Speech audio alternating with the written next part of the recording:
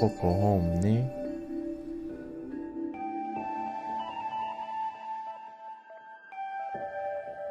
ストリーミングスタートね。はい。今スタート。はい。ほんと。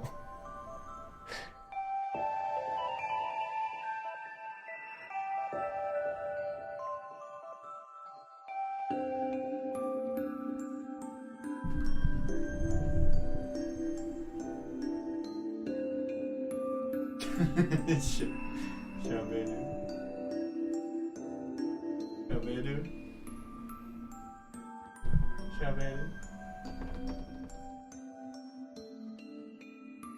じゃあおやすみ。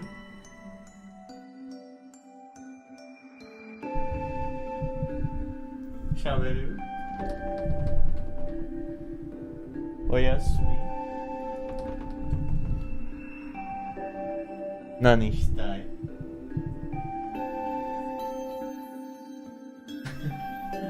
何もない？アニメ？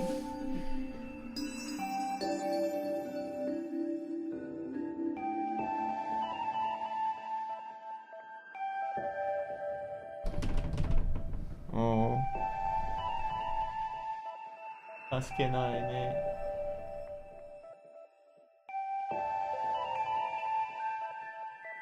はい、おやすみ。ストリーミングスタートね。みんな、waiting ね。はい。はい。I'm starting. Okay. I have an audience, if you couldn't tell. And you can hear her input. Very good input.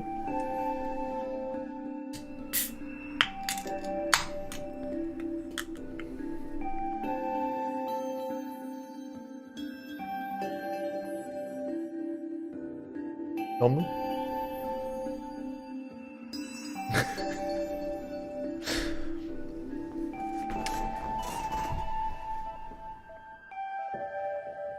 Okay.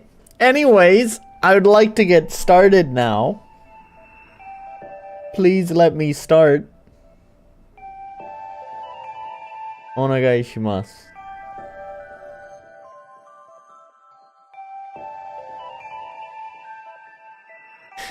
Okay, anyways. Hi. Oh, my zipper was pretty far down, huh? Anyways, so we're gonna go ahead and get started. We're gonna play some games today. Some pretty simple games. For a reason. You know, we'll get to it later. You know, we've already had a pretty slow beginning. We've already spent 3 minutes. 3分 just chatting with the lady. 3分話しましたね。うん。そうやね。4分。4分話しましたね。はい。So, we'll go ahead and just jump right into the game. I'm starting off with Under the Hunter's Moon. Actually, this was a game I had picked out before. Whenever there was the drama with, oh gosh, I don't even remember the name. Red Genie, with the RTP podcast guys, that the game they played. I wanted to show off some, like, RTP games. I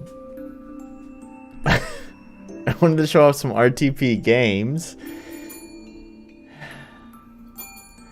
Nani? I wanted to show off some RTP games, and this was one of the games. But then I decided to go ahead and skip it, spend more time playing Red Trigger, and we spent a lot of time going over reacting to the guy's live stream. Nah.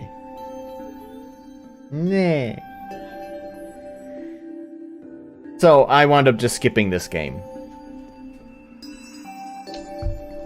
But I was looking for simple games that probably wouldn't, well, honestly, games that I'm not interested in continuing past, beyond the 35 minutes.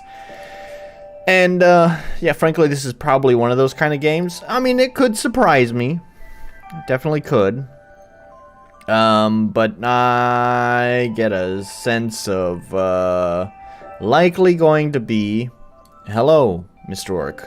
Likely going to be, just kind of janky ABS combat, you know. Which, by the way, that's what this is. An action RPG made in RPG Maker MZ. The land is dying. The approaching winter would be enough cause for concern, but along with it, numerous monsters roam the land. The corruption seeps into the very soil, poisoning trees and leaving them bare and lifeless. Armed with your trusty bow and sword, you set out to end this crisis once and for all. You must travel into dangerous territories to discover the source of this evil and defeat it before it's too late. Under the Hunter's Moon is a simple action RPG. Enemies roam the map and give out gold and XP when defeated. The bow needs to be drawn before you can loose the arrow, so you need to consider your movements carefully. So, anyways, that's the game, and we'll just go ahead and get started, jump right on into it.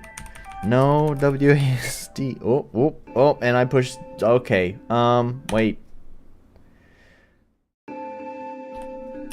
I accidentally fat fingered the Z key, and that's accept. We don't need the touch UI. I'm glad that everything's already been set to 50%. Let's turn all this stuff on. Although I don't know if it's gonna need command remember since it's ABS.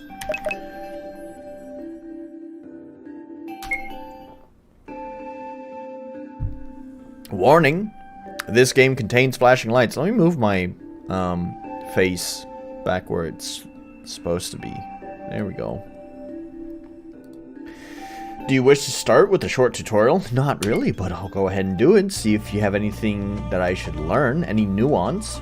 Welcome to the tutorial. Move with the arrow keys. Enter the menu by pressing escape. Press enter or space to interact with characters and objects.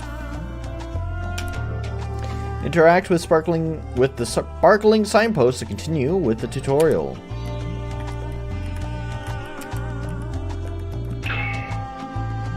Oh, cool. There's like a stamina system. I feel like that little effects here animation is way too slow. And speaking of way too slow, the rate at which the energy restores. Oh, this looks like a bad sign to me. You don't even get like what would you call it? Like a sympathy swipe, where like even if you have less, it lets you go ahead and swipe anyways, just to drop your energy gauge all the way to 0. Nope, if you don't have enough to swipe, you can't do it. I mentioned that because there's some games that kind of give you, like, even though you might not technically have enough to use your weapon, it still lets you do it if you have almost enough. And then I think usually it might do reduced damage or something, I don't know. But anyways, let's go ahead and talk to this. Your first weapon is your trusty bow. Oh, well, that's not the first weapon that I was trying. Hold Q or Y to draw the bow. It will automatically fire an arrow once it's fully drawn. Q or Y? That's weird. It will automatically cycle between drawing the bow and shooting arrows so long as you keep holding Q or Y. Now practice on the zombie behind the fence. Once you think you've practiced enough, follow the road to the west to another signpost. Can I move while doing this?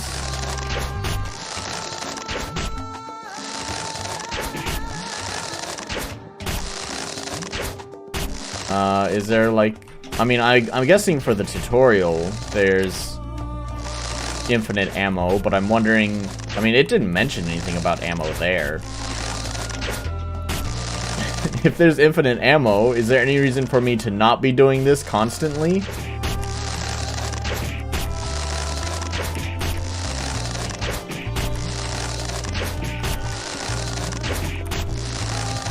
Ooh, I did it. You can lock the direction your character is facing by holding W, S, or X. This way you can move... Oh, this is a clunky way of strafing, but okay, I got it. This is a lot of keys to remember, I think. You have Q, and then W, S or X, and then C is for attack. I guess it's not so bad, but it's a little bit clunky just dumping all of it on you right here at the beginning. Approach the fence, face your character upwards with the arrow keys, hold W at... Oh, you have to hold it? Oh, I thought it just locked you into it. I thought it was a toggle. Is it not a toggle? It's not a toggle. Oh. Oh, you have diagonal movement.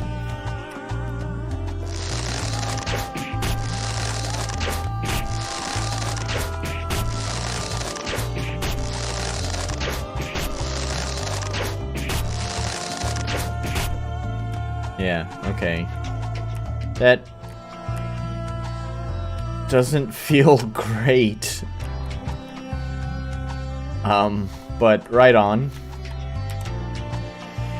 You can run by holding shift, which significantly increases your character's movement speed. Running drains your stamina points, which slowly regenerates over time if you lose all your... Okay, yeah, and it's really slow. Also, I mean... Oh, wait, is energy... Oh, you have energy and stamina. I just now noticed that. I saw a blue bar. I didn't even read the... what it was. I just saw a blue bar and was like, oh, that's magic. Yeah. It's funny because I turned on always dash. So that's really confusing, right? Like, why do you still have always dash and command remember in the options menu? It's not that hard to remove those options, right?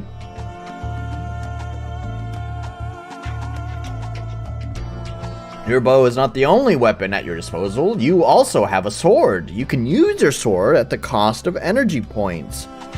Energy points slowly regenerates on its own, but you also regain 1 energy point whenever you are attacked by an enemy. Press D or C to attack with the sword.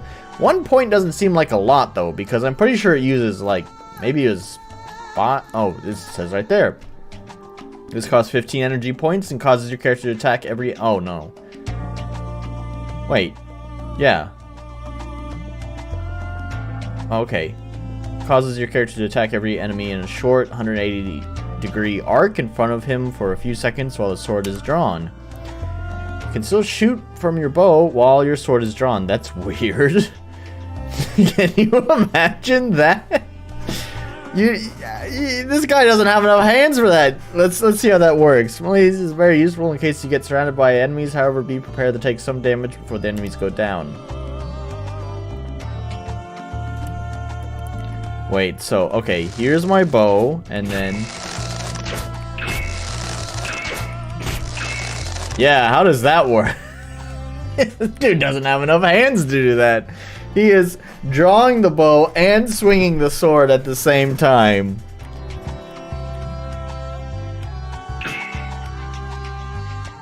But yeah, anyways, it said that... Can I get hurt here? No.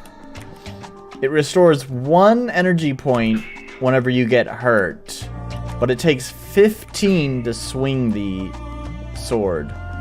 I get that it recovers, but it's really slow to recover. I guess he really wants you to use the bow. But to me, the bow Kind of seems boring, but I don't know. I guess we'll have to see. Melee attacks aren't the only way to spend DP. You can also instantly fire an arrow without drawing your bow by pressing A. Yeah, try to hit fast moving. Okay. Yeah, I mean, if that requires less energy than swinging your sword, then it definitely seems like he really wants you to... I'm not gonna use it. It seems like he really wants you to use the bow and not your sword. Restoration. Wow, thanks, man.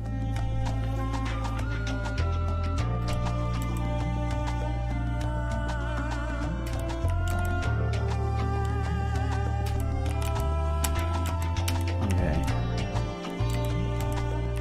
Travel. Hi. Yes, travel to the other side.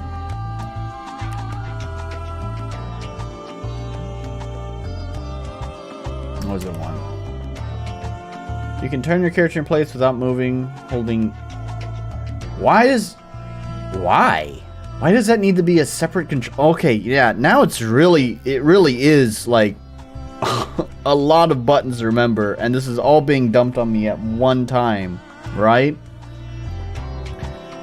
So what? It's Q for the bow, W to strafe, E to turn in place, A to fire an arrow instantly. I don't remember if S or D did something. Z is just standard RPG maker confirm. Did X do something? I don't remember. I think that was the other, like, there's two keys for strafe, and I think X was the other one, and C is for your sword. Okay. But, like, Galv, is it not available for MZ? Like, Galv makes a plugin for turn in place, right? Just tap the key to face that direction. Why, like, why does this need to be a whole separate... Why does this need to be a different... Why do I have to press a button to lock me in place? It's so unnecessary. What?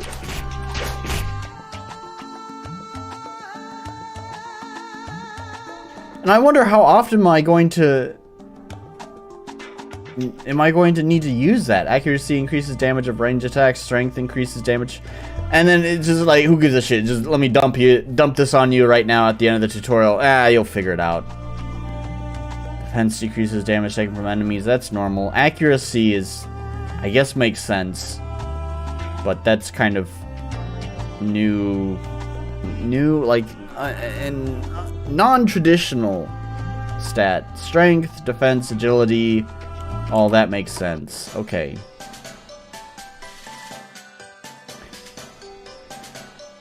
Yeah, this is an Ace thing. I think Black Morning's base implements that. But this isn't a VX Ace game. That's the thing, though. This is an MZ game.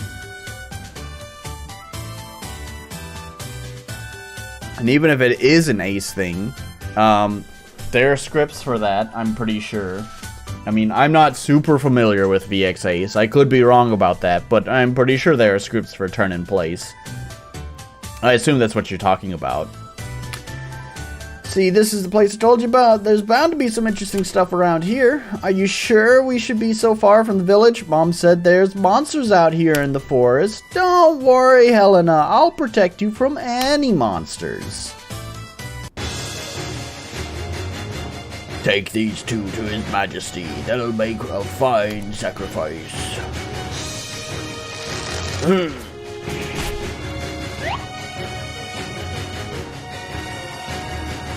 Are you two alright? I feel like the camera needs to pan back over. All the action is like... Well, for you guys, it's so for... The camera needs to go that way. Right? Anyways. Behind you! Ah! Let's get you two back to your parents. That would have been a good time to let the player do something. Good thing there's just one monster. It seems you had quite a busy day.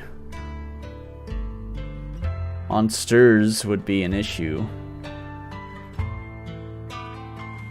Ah, Miss Gristle is here. A rare sight. Man, that would have, like, that little intro there would have been like a good opportunity for the player to do something. Give the player some agency. Why did you take why did you take control away from the player from that? So it seems you had quite a busy day. Yeah, at least the children are safe, and it also would have helped you, like, introduce you to the world. Like, I could have, like, defeated them and then be like, let's get you back to your parents. And then, after that, that little chat, you walk into the town, and then this cutscene could play. It give you kind of a sense of the world. It lets you play a little bit, give you a little sense of the world.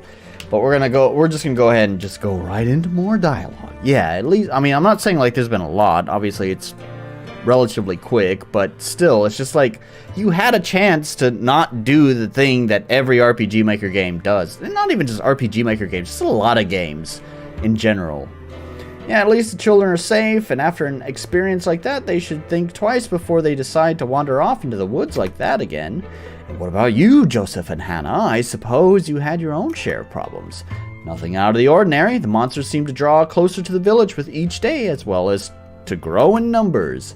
So there were a few battles and skirmishes. Joseph decapitated three of those walking corpses. I think I get it. It's supposed to be kind of like a colloquialism. Decapitated 3 of those walking corpses with 1 strike and can't stop bragging about it. Still reads kind of awkwardly. Like usual, I suppose he's in the tavern celebrating this achievement. Oh, these two people just look exactly the same. I didn't know it changed person. Their haircut is basically the exact same. Along with Hannah enjoying some drinks before the next patrol, we can't be on the defensive forever. Did you manage to find out something useful while we were scouting out in the area? We could use some good news. The villagers grow... Yeah, okay, I don't care. Monsters are increasing. I got it. Our job is... I got it. So please tell me you've made some progress. The castle to the northwest is the source. I'm sure of it. Something inside of it, anyways. I've reached the castle and saw many dead trees all around it, as well as monsters entering and leaving the castle. Did you manage to scout out the interior of the castle? No. Obviously. He probably would have said something about that if he had saw inside. Oh. It's not that this is too much text. It's that it's boring. It's that I'm not interested. Perhaps like, none of this means anything to me. Who is... Exactly. Good question, Zora. No, oh, wait, it's not Zora. They look the same! I don't know who the fuck they are. One's just girl with bob cut, and the other is boy with bob cut. Is it a bob cut? I don't know. Miss Gristle probably knows her style. Is that a bob cut? What is that? Short hair. It's girl with short hair and boy with short hair. Perhaps she can help you figure something out about the spell or point you in the right direction to start searching. I suppose I can go and have a chat with her. It could prove useful. You go do that, but first you should have this. Obtain 500 gold. You can use that gold to buy some supplies for the road from Dobroslava, or some equipment from that foreigner. Hey, that's me. I think his name was Nolan. Sorry, Helmuth. I'll consider it. You should also have this. What? Why do you space it out? I have also called it French boy hair. Okay, thank you. Why do they space it out? Like, there one time she's like, here, you should have this, and it's 500 gold, and then, like, text box, and then, oh yeah, you should have, just make it one, one fucking text box. Just, here, you should have this, receive 500 gold and some potions. These names sound like something I would say whenever you can't think. Why? This game, man, I'm sorry. This game didn't sound like it was gonna be a game with like super ultra deep lore. Like you gotta look up the, you know, the fucking Wikipedia article to know how this faction like affected this faction, and that's why this country's at war with this church, and that dude was evil, but he rose to power because that guy got angry because he fucked his wife. Like, I did not expect this game to, but of course it's RPG. Why not? There's got to be all of the unnecessary lore for the game that I don't know anything about your game yet. This isn't fucking Star Wars. This isn't Star Wars. I don't know anything about your game yet. So I have no interest in caring about this shit yet. Like, let me, you know, get to know your game, so then I can decide whether I'm actually interested in knowing all of this super deep backstory. If I don't even know what your game is yet, I have no interest in your lore. I have zero, zilch, none, because I don't know what your game is. Give me a chance to actually enjoy your game before you start, you know, spouting nonsense, just like Tritium said, when you first wake up, you just hop out of bed and you're just like, Bahamut! That's his name. Anyways, the scroll will allow you to return back to the village if you get into too much trouble. As for the healing potion, you'll likely need it much more than I will. We had a tutorial. First of all, thank you for tutorializing a healing potion. I get it. I know. I've heard people say, well, you never know. It could be someone's first game and they don't know what that means. So you gotta do, like, I've seen that excuse, but, and I get it to an extent, but that's what the tutorial was, right? That's why you offered the tutorial at the beginning. If this is someone's first game, hopefully they were like, oh yeah, I've never played a game. I should probably, you know, read what this game wants me to do because I don't know what I'm doing. But if you're someone who had selected, no, I'm not interested in reading the tutorial, then they probably know what the fuck a healing potion is. Just, man, I know it's so minor, but it's just like, it's just the text boxes. Come on, man. Come on, don't make me sit here wasting time reading more and more text boxes. Thanks, I'm sure it'll prove useful. You don't need to thank me, just make sure to get this done as soon as possible. Don't worry, Zora. Oh yeah, I totally missed it. You know, French boy hair. Radibor.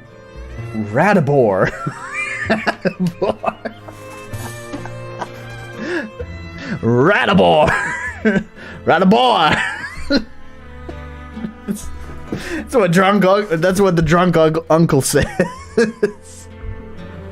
That's what drunk Uncle Scooby-Doo says to his nephew. Rataboy! Rataboy! You show him what's what! Oh, Rataboy!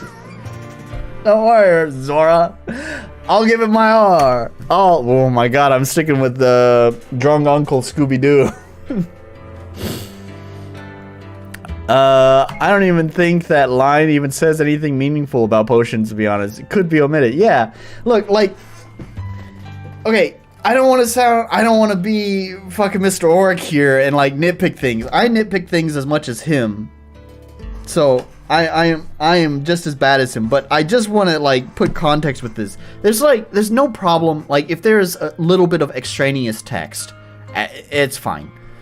It's just that there was so much extraneous text that it kind of compounds on itself. It's like, okay, that was unnecessary information.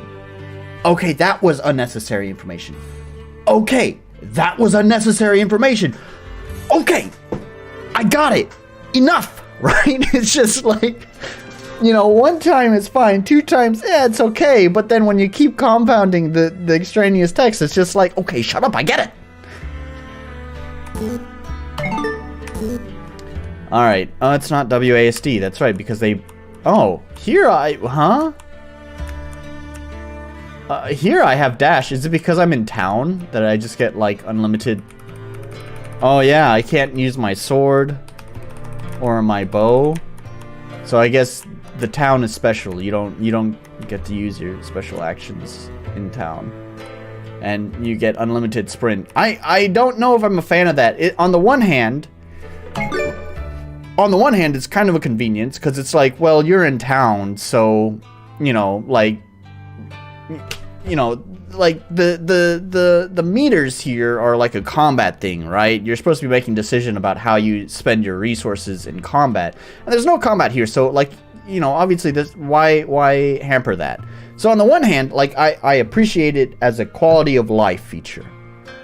On the other hand, I don't know if I like that it breaks the game rules. Like, you made these rules. These are your rules, is that when you sprint, it uses stamina. So now it just kind of feels cheap, because it's like, oh, why can my dude sprint in town indefinitely? But then as soon as I leave town, he's suddenly, like, can't even do 1 kilometer without getting winded, you know? So I don't know, mixed feelings on that. Quality of life is appreciated. Breaking your own game's rules, nah, not so much. Oh, I missed that. Oh, I can probably trigger it again. I should speak with Bohumila. Radabor Bohumila. So stupid. What is Bohu? I can't remember these fucking names. Who is that? You look like a Bohumila. No, that's a Helmuth. Are you a Bohumila? You're a Bohumila. That does not... I guess the la kind of is kind of a feminine thing, but Bohumila does not sound like a girl's name. So you are one of those rangers that arrived a few days ago. Yes, my name is Radabor. And I assume you're Bohumila, the owner of this establishment. That I am. 2 of your fellow rangers are already enjoying my fine beer at the table in the corner. Want me to fill them up a mug for you so you can join them? Thank you for the offer, but I'm not here to have a drink. I heard you might provide some information that might help put an end to the curse that plagues the land. Why does this random innkeeper... Why does the random innkeeper know this information? Why does the innkeeper know, like, secrets about the curse? I don't know. Whoa, originate. Sorry, interrupting myself. It seems that the abandoned castle to the northwest is where the monsters originate from. The monsters originate from castle northwest.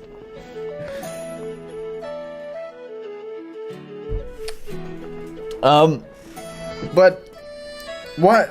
I don't get it. Why did I don't know, like, wait, these are like scouts, right? I'm sorry, I've been chatting shit and just like not paying attention because of all the extraneous text. They are scouts, right? Like, this is their job. Their job is to, like, deal with monsters, solve the current crisis. You know, they're like, I don't know, they are directly involved with the current crisis that is going on. So why couldn't that Zora lady be like, oh, there's the castle where the monsters originate from, and here's some information about how to... I mean, I don't know, for a game, like, why does there need to be so much more information anyway? It's like, couldn't it just be like, the castle northwest is where all the monsters originate from. We should go that way. That's it. That's all you need. That's all the text you need. Okay, our goal is to move northwest towards the castle. Got it. I don't know why there needs to be all this other backstory to it. We already had backstory talking to the lady around the campfire. Why do we gotta talk to this lady here now? I don't know. I'm gonna start skipping through the text, though. Black Knights, Walking Dead, werewolves, they come in. Okay, alright. We're gonna skip text. I want to play the game. You showed me... I went through the tutorial. You showed me a cool ABS system that has way too many buttons. Oh my god, look at how many text boxes there are. Oh my god. Can we understand what's going on? Yes. Yes, we can absolutely understand. If you're serious about this venture, then I advise you check out that cave first. Literally right here. The only thing we are missing is where that cave is. You could just say, I advise you check out that cave to the east or whatever direction it is. And literally, I think everything that came before this could have been cut. I'm sure there was super interesting backstory there, but I don't give a shit, man. There's so many text boxes. Did you see how many text boxes I fast forwarded through? At least we know for certain the dev knows what the show text is. They definitely have learned that. There's more of this. Okay. Oh, it's not WASD. That's right. They've bound all these other different commands to WASD. Okay. So, I want to go to some cave. I guess. There is no exit northwest, so I'm guessing this is my only option.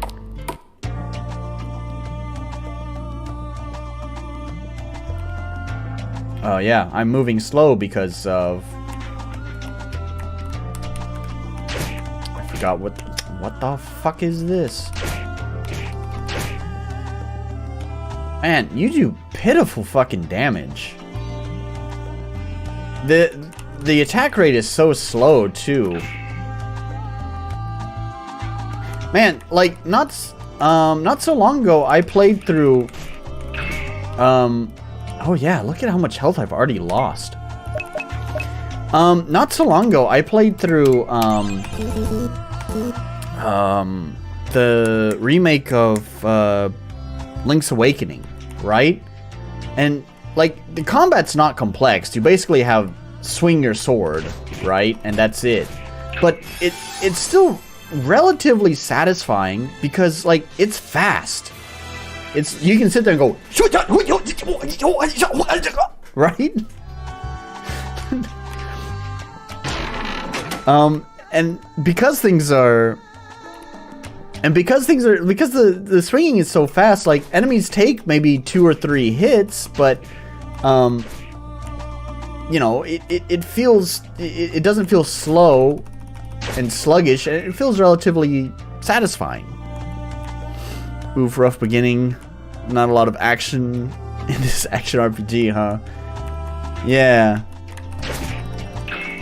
I really hate that there isn't, like, just tap the key to turn in place. Like, that is so much more intuitive. Why do I have to press a button and... oh, that's not the button. I don't even remember what the button is anymore. Is it E? It is E. So I have to press E and then I can turn in place. So I guess I'm wrong in the tutorial. I was wondering how often I'm actually going to need this. Well, there's been a few times already where I've needed it. But, like, what a clunky way of going about it.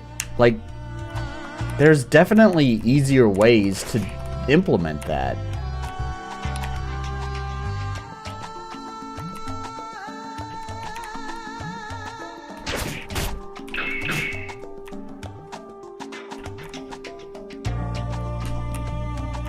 Alright.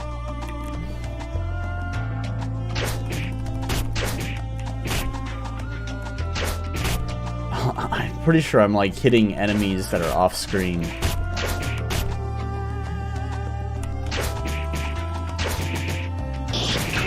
Oh, I died.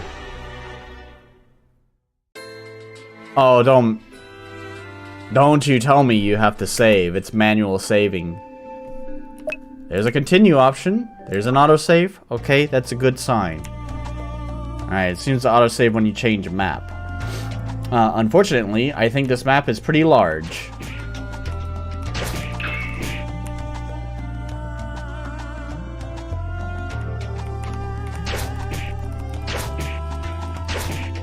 Yeah, actually what I think I'm seeing is, I guess maybe the strafe? Like, you could backpedal? That's probably what I should have done.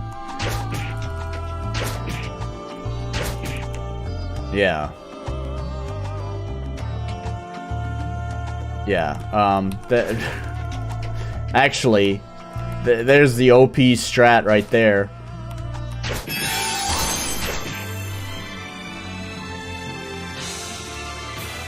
I'd almost think maybe the game might be better without the strafe option. I mean, it makes the combat definitely feel less clunky, but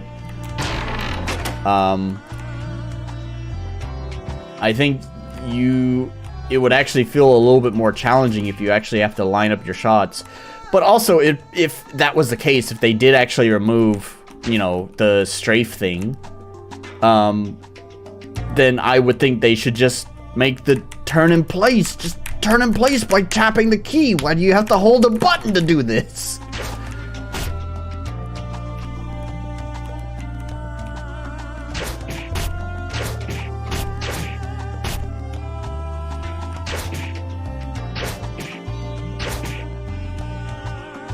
Yeah, the bow is also, like, pretty OP. I think it does about the same amount of damage as your sword. But it uses less energy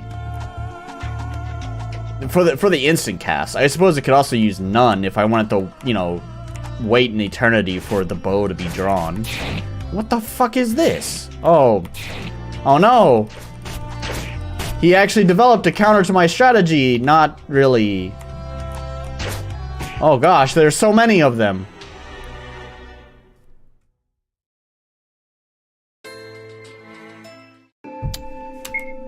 Okay.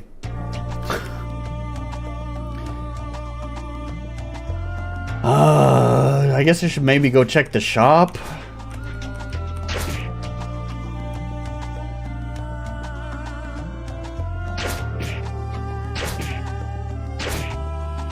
Man, they just, like, ramped up the enemies super fast.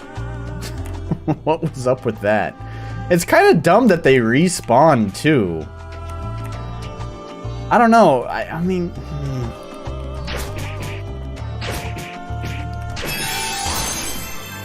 There we go. I'm pretty sure that's kind of what happened there. It's just the enemies that I already killed, well, they respawned.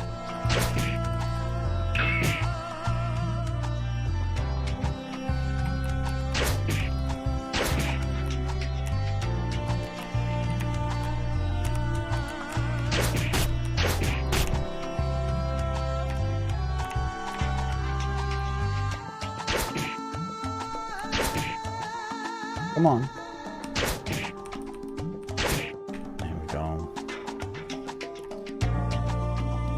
Oh, there's a bunch of them. That's okay, we'll just funnel them through here. There we go.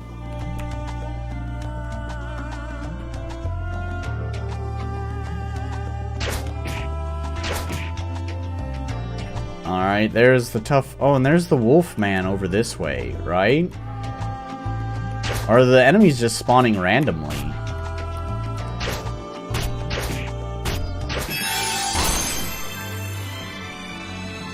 Wow, I leveled up!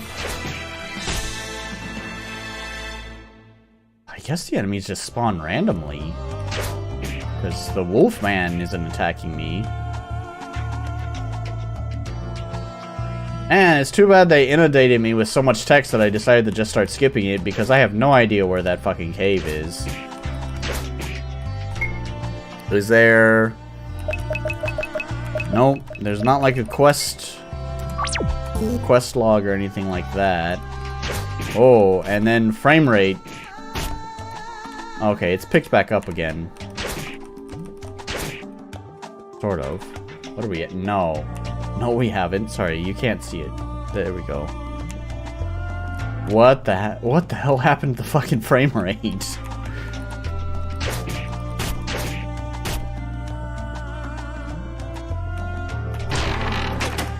200 gold was found.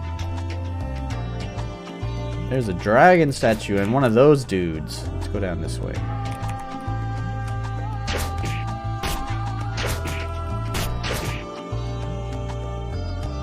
Here it comes. Come on.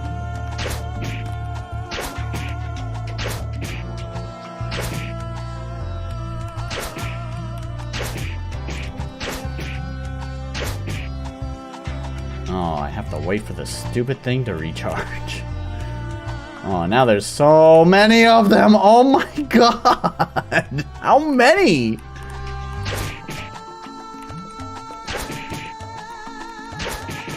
There we go. He's dead.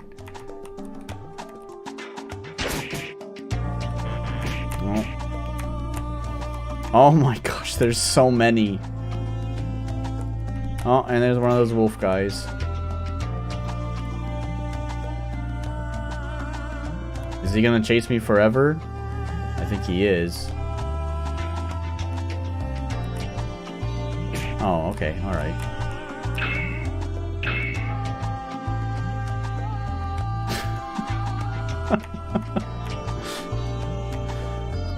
Woo!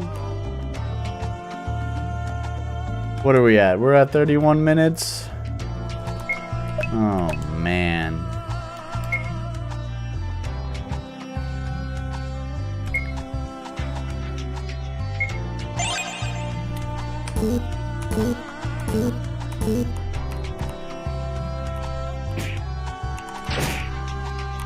Oh, cool. Their pathfinding sucks.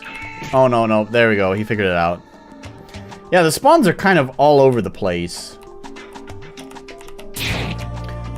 Oh, I hate that there's no turn in place.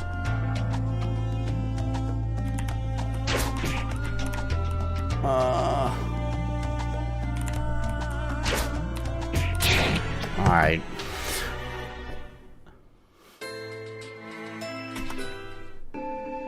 Am I having fun yet? I don't know. Let's hang on. Let's use the scroll of return. Let me go to the shop. This is the shop. Can you buy gear? That's what this dude wants. Or sells, right? Superior.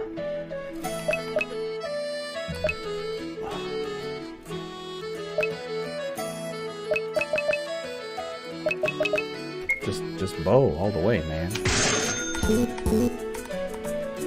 Oh. Was that German? What was that? Willkommen, ich habe the finest weapons and armor. Du will see. Oh, I think it's... Oh, okay. It's maybe attempting to be German? Mr. Orc will fill me in on that. Or is it French? Oh, the best weapons you'll see. Oh, baguette.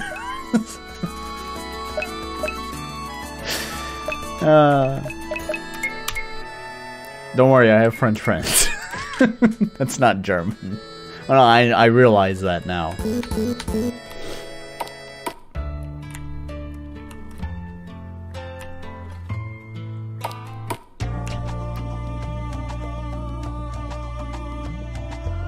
Oh, thanks for translating, Mr. Orc. And there's still not one hit? What was the point? I got plus 12 damage. But it doesn't feel like that really actually changed anything.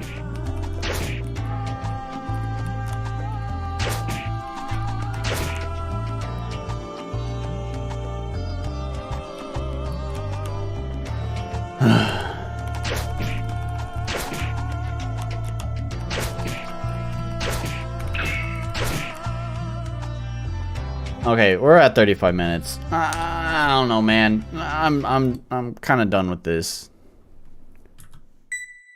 Oh, now you reset it. I meant to pause it. That's okay. Doesn't matter. Yeah,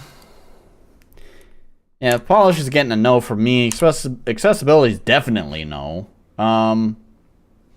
because there's actually unnecessary options.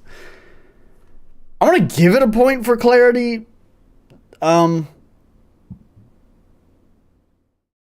mean, should I? The tutorial was vaguely clear. It really dumped a lot of key bindings on you over a really short span of time. I wouldn't necessarily call that clear, but I mean, at least it was one at a time. It's just such a short distance between each of those, and it's so many key bindings for some unnecessary functions that could have been easily bound to other keys. For example, the turn in place. And then I didn't know where the cave was. I'm sure it probably clearly says the direction that you need to go, somewhere buried in those like 200 text boxes that I skipped. But I was just so inundated with text boxes that I felt compelled to skip it. So is that my fault? Yeah, maybe a little bit. Could the dev have maybe developed that system a little bit better? Yeah, probably. So clarity. I was gonna give him the point, but I've kind of talked myself out of it, and I'm gonna say no. And kind of the same thing for the balance too. It's just all sorts of whack. It starts out fine, right? Like you enter the little, map dealy, and there's like one little guy there, and you fight him, and then it's like another little guy pops up and you fight him, and then next you're dealing with 2, and that's still okay, but then suddenly it's like, holy shit, there's 6, and it's just like it goes nuts. It just gets out of hand really quick. So it starts off balanced and then becomes unbalanced quite quickly.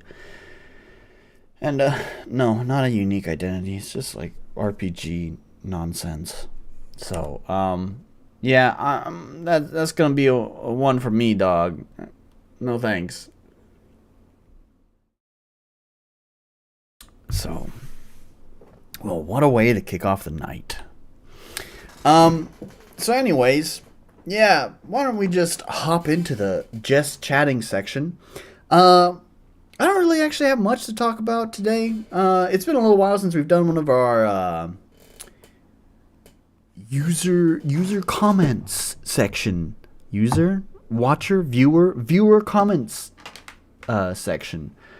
And then there's one other thing I just want to go ahead and just chat about anyways, just for fun. First, why don't we do that thing that I want to just chat about just for fun first. My dad, believe it or not, is a musician as well. In fact, he's more of a proper musician. Someone who actually can play an instrument and can play an instrument really well. I'm just a guy who noodles around on the computer. I think I can do pretty good noodling on the computer, but it is noodling.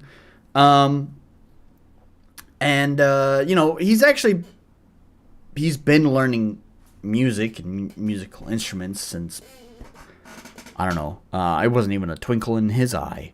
I probably wasn't even a twinkle in his mother's eye. Since he was really, really young. And, but for the longest time, he's had a band, but he was always his band, was a wedding band.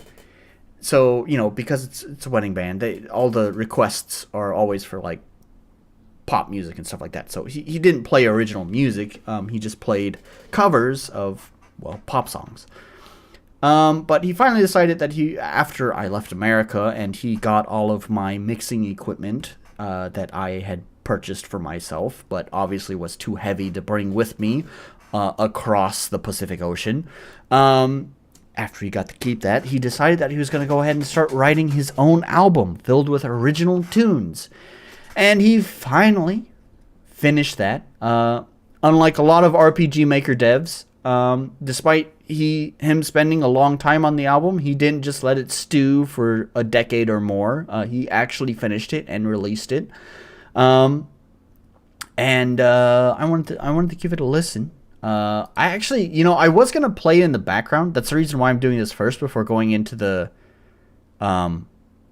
viewer conversation section.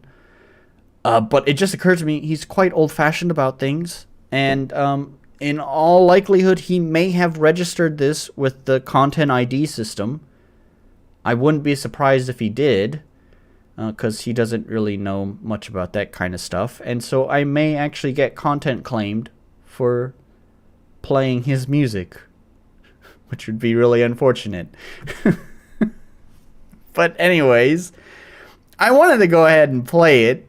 It's my dad's music. I'm gonna warn you, I've already listened to this a little bit, and it's not great.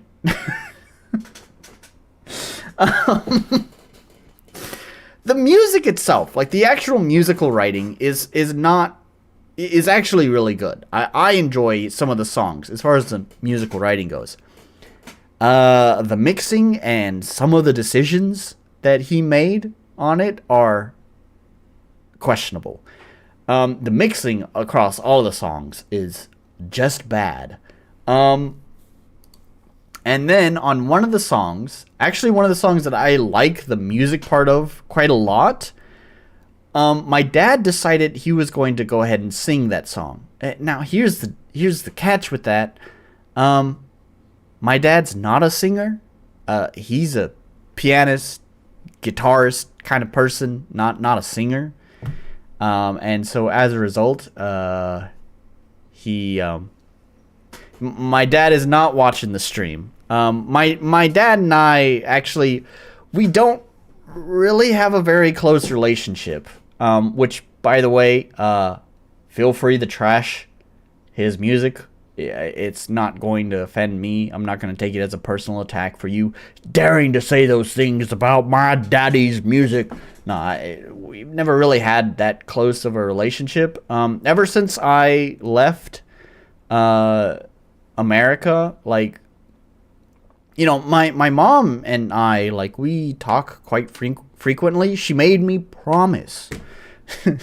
Mama made me promise that every weekend I'm gonna call her, and we've mostly stuck with that basically since I left. Sometimes I have something going on during a weekend, or she has something going on a weekend, so we can't actually make a call that weekend. But nearly every single weekend since I left America, I call my mom and I talk to her. My dad, on the other hand, ever since I left America, he just sends me a very rare, occasional email, like the old-fashioned email kind of thing. He just sends me an email and it's just like, "Hey son, how's it going?" Sent from my iPhone. And a long time ago, when I first left, I would give him, I'd give him the whole update. I'd be like, "Oh, hey dad, man, I got so much to tell you about. Man, I did this and this happened and this thing happened, and man, it's so crazy, man. Life's crazy here, but I'm doing good. It's so great to hear from you. Here's some of the things that I just got going on in my life. And what about you, dad? How's it going? What's going on?" And he'd respond back and be like, "Sounds good, son. Things are well here. Talk to you later." And it's like,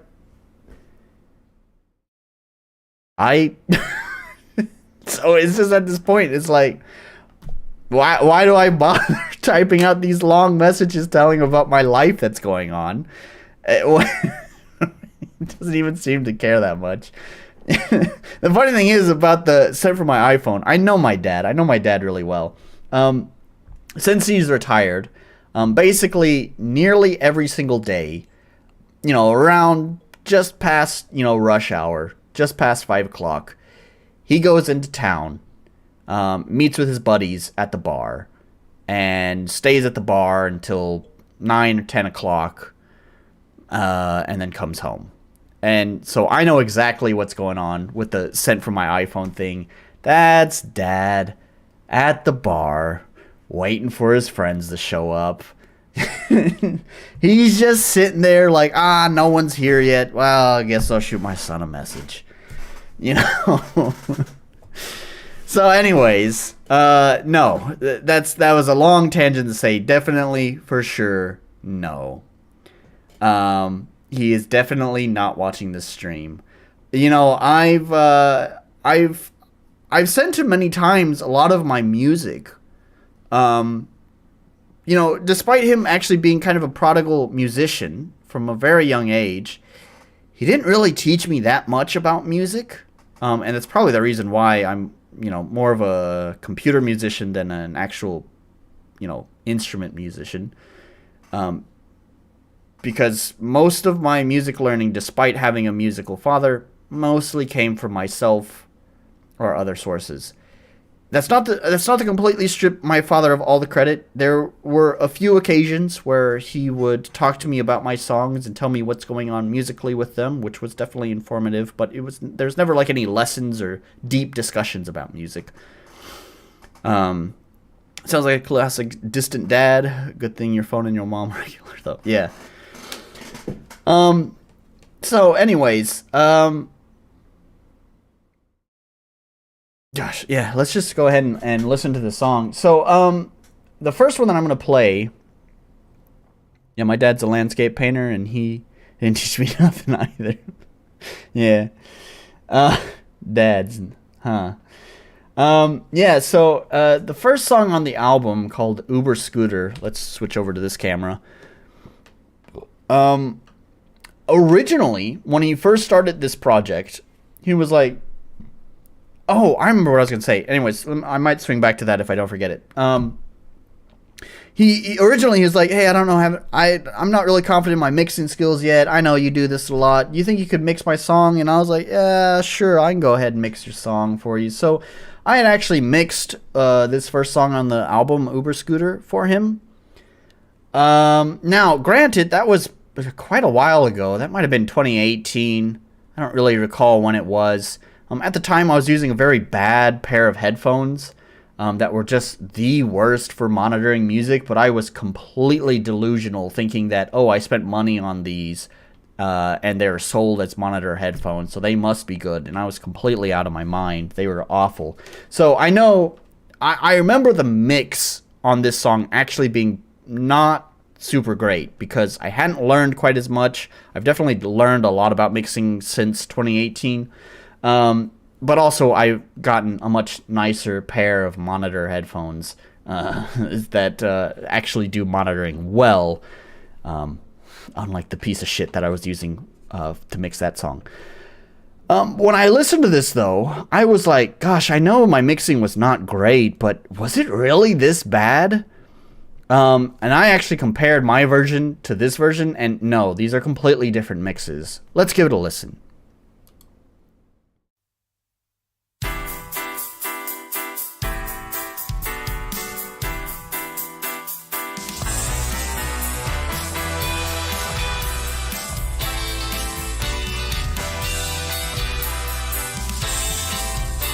Guitar is so present in the mix.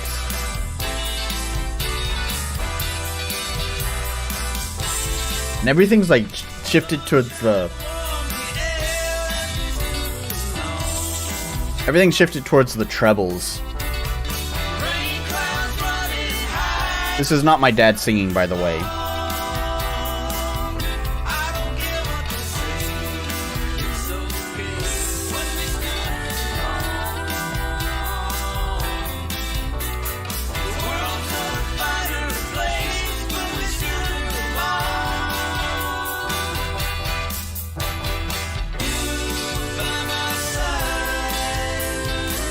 Yeah. Oh, I hate this site. It does that. Yeah, so like everything's like shifted towards the trebles. It's really bright and really harsh. It sounds really overly compressed too. Like if you hear those drums, like you can, it's like, I don't know how to explain it. It's just, you get that really close feeling, you know, where it's just like you can hear every little nuance. It's like the drums are not, you're not getting that that attack, you know. Drums are right. It's like right, and then when you come in close, right. So it's like really compressed. So you're really hearing the quieter parts, because when everything's compressed, that means the quieter parts are louder, right? So the tails on the drums are not very tail-like. They're not long tails. They become shorter tails because the quieter parts are now loud. Yeah, let's see if I can bring up the old mix. Where is it? You know, I'll tell you what. I'll let you guys keep listening to that. Oh, it's gonna restart it. God damn it. Anyways, keep listening to it.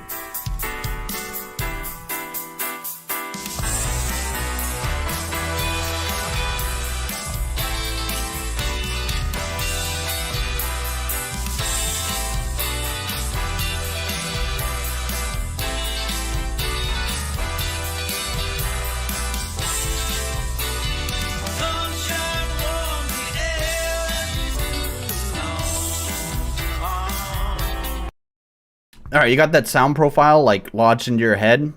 Here's my mix. Now, mind you, it's still not great from everything I just told you, but we'll go ahead and listen to the difference.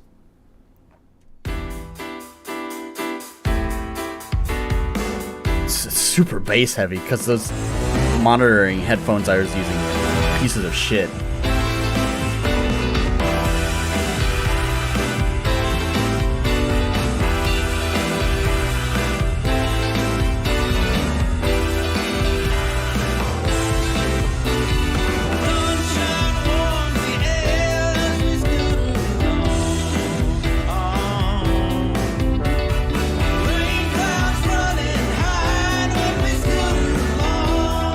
I definitely like that a lot more, though, because he has, like, this chorus come in, and, like, the way that I processed it, I clearly, like, made it nice and wide. Like, it occupies the whole stereo field. You have, I believe his singer is Stan, is in this one, so Stan is, like, front and center, like,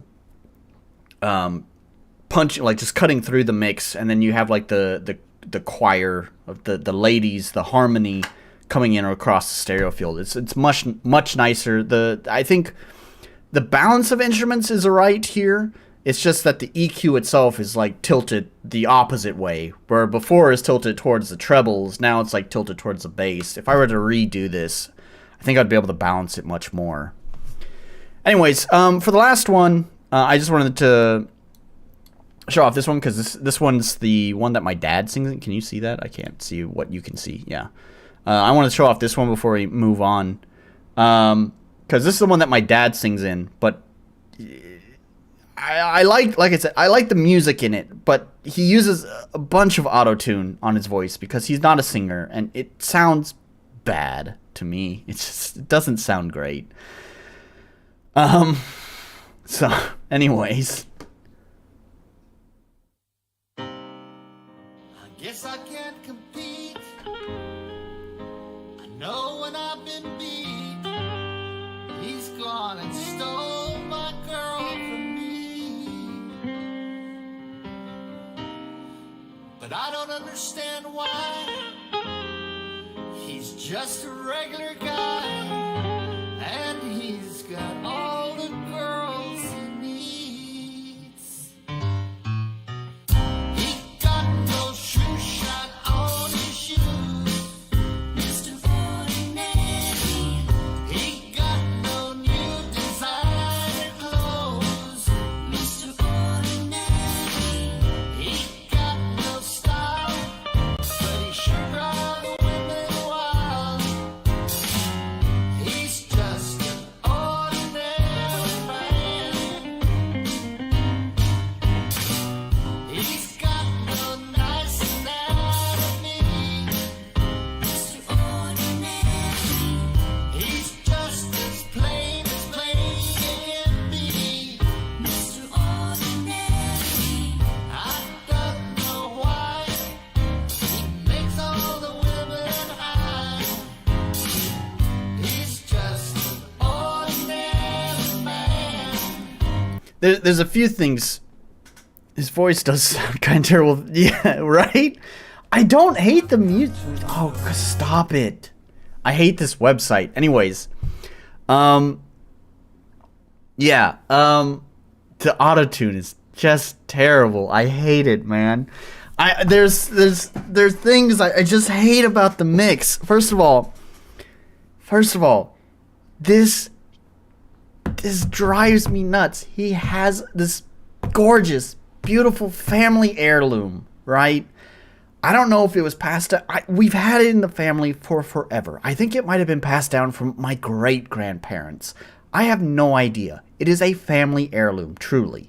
It is a, 1950s Steinway grand piano. And it is his. And it is in his house. And it drives me nuts. He didn't... Why didn't he put in the fucking effort to get that damn thing mic'd up for this album? It sounds good. It sounds beautiful. It sounds rich. It's such a good sound that people cannot experience because those kind of instruments cost more than probably the house that he lives in. Okay, probably not that much, but it costs more than a fucking car, that's for sure. And who's dropping that kind of cash on a fucking piano? Rich people, that's who. And he has it. And it's such a beautiful instrument. And for the album, he chose to use his shitty little fucking keyboard it sounds shitty because it is a cheap thing meant for taking on gigs. Because he is a gig musician. He does weddings. And so that's what that thing is for. It's useful for that kind of thing. I'm glad he has it. But that's good for, live performances, where you have to tote that thing around. You don't want something super heavy, super bulky, and you want something that's rugged, and if it does break, well, it's not a huge loss. Right? That's the purpose of that thing. On the other hand, this is the album, right? You have all the time in the world. Spend the money to mic up your damn piano. Anyway, sorry. The neglected poor Steinway. God, I miss that thing because there was a time in my life. My mother and father are divorced. There's a time in my life when I lived with my father. My mom didn't want me at home. I was a piece of shit. I had nowhere else to go. My dad decided to take me in. And while he was off drinking at the bar with his buddies, and I'd be home alone, whenever I'd want to write music, I didn't have to... Get out of the way. I didn't have to put up with this shitty plastic piece of shit, right? I had this gorgeous, stunning piano that I could go downstairs to this beautiful piano. I had full 88 keys in front of me, and I could just play stuff. And I swear to God, you can just poke chords on it and kind of do that little pianist, lean into it and close your eyes. And you can feel, really emotional about it. And it makes it feel like what you just played is emotional. That's not me. That's the instrument. That's what happens when you drop that kind of cash on an instrument that costs more than a car. But just poking chords, it sounded so deep and meaningful. Even if the chords were ugly, it's that was so ugly and yet so visceral. So anyway, sorry, I can go off on the piano rage tangent for a long time. So that's one thing that bothers me about the mix. Obviously, the auto-tune drives me nuts as well. Fortunate, I didn't listen to the whole album. By the way, this website, all of these times here, I don't know if these are times or what. They're wrong. That's not how long the song is. The songs are pretty normal song lengths, 3 minutes or so. I don't know why it's like that. But anyways, I listened to most of the album, and I think this is the only song that he sang on, unless maybe some of the other songs, maybe Mike's song, because it's my dad's name, Mike. Maybe he sang on that one. I think I listened up to The Answer, so I'm just missing those two songs. So unless he sang on one of those, I think that's this is the only one that he actually sang on. And anyways, yeah. So it's not a huge disappointment with the song. The other thing is just the mix itself. God, I really hope that he didn't pay someone for that. Thing is he has the equipment to mix because he's using my equipment. I had these expensive HS8s, Yamaha HS8s, which are I'm gonna nerd out on you with music gear, mixing gear for a moment. So back in the 1970s, I think it was, Yamaha released the NS10 speakers. They were became very well known because of their very unique design of having visible cones. The cones were not hidden behind like a grill or anything. They were visible cones that were white. And the other thing is most bookshelf speakers stand up vertically, but the NS10s were unique in the way that they laid down horizontally. And NS10s became the main go-to monitor speakers for studios everywhere. And then they're just continued, as is the case with a lot of the best musical gear, is all the best musical gear was made back in the 70s and 80s, and now everyone is just trying to reproduce that gear, but in cheap Chinese sweatshops. Speaking of cheap Chinese sweatshops, fast forward into 2010-ish, maybe, Yamaha decided to reissue the NS10s because they were highly sought after. Like a single speaker of the NS10s would go for like $1,000. So buying two NS10s would be like spending $2,000 on some fucking speakers. So they decided to reissue the NS10s as the HS series. They released the HS5 and the HS8s. The 5 and the 8 is just the size of the cone. So HS5 is a 5-inch cone, and then HS8 is an 8-inch cone. They somewhat imitated the design of the NS10s. The main thing was the sound profile. They did have the white cones, but they didn't lay down horizontally. They stood up vertically. I think the reason why most studio monitor speakers do that is because it's easier to dissipate bass transfer. The thing is like when you lay speakers on like a table or something, all of the bass is the most resonant thing. It's the thing that wants to travel through stuff the most. And so when you lay it down, the more contact that you have with the surface area, the more surface area for that bass to like travel through things. So if you lay it down flat, there's obviously more surface area contacting the desk. And you can buy like stands and stuff to lift it off the ground so it's not contacting as much. Or you can buy like foam pads that go underneath to kind of make it floating above your desk. But either way, ideally, just putting it down on the desk, you just would rather. I think that's the reason why. I don't know. I could be making shit up. Either way, most speakers stick to an upright position for a reason. So, yeah, and the HS series followed the design, the vertical design. But they had the correct sound profile. And I'm mentioning all this because that's what I had back in America. I had a pair of HS8s. And God, I miss those things. I've been trying to buy a new set of HS8s, but the difference between Nolan now and Nolan back then, first of all, I had a pretty good job. I was working with Google, which sounds nice on the resume, except it was not technically working directly with Google, but doesn't matter. It paid well as if I was working directly with Google.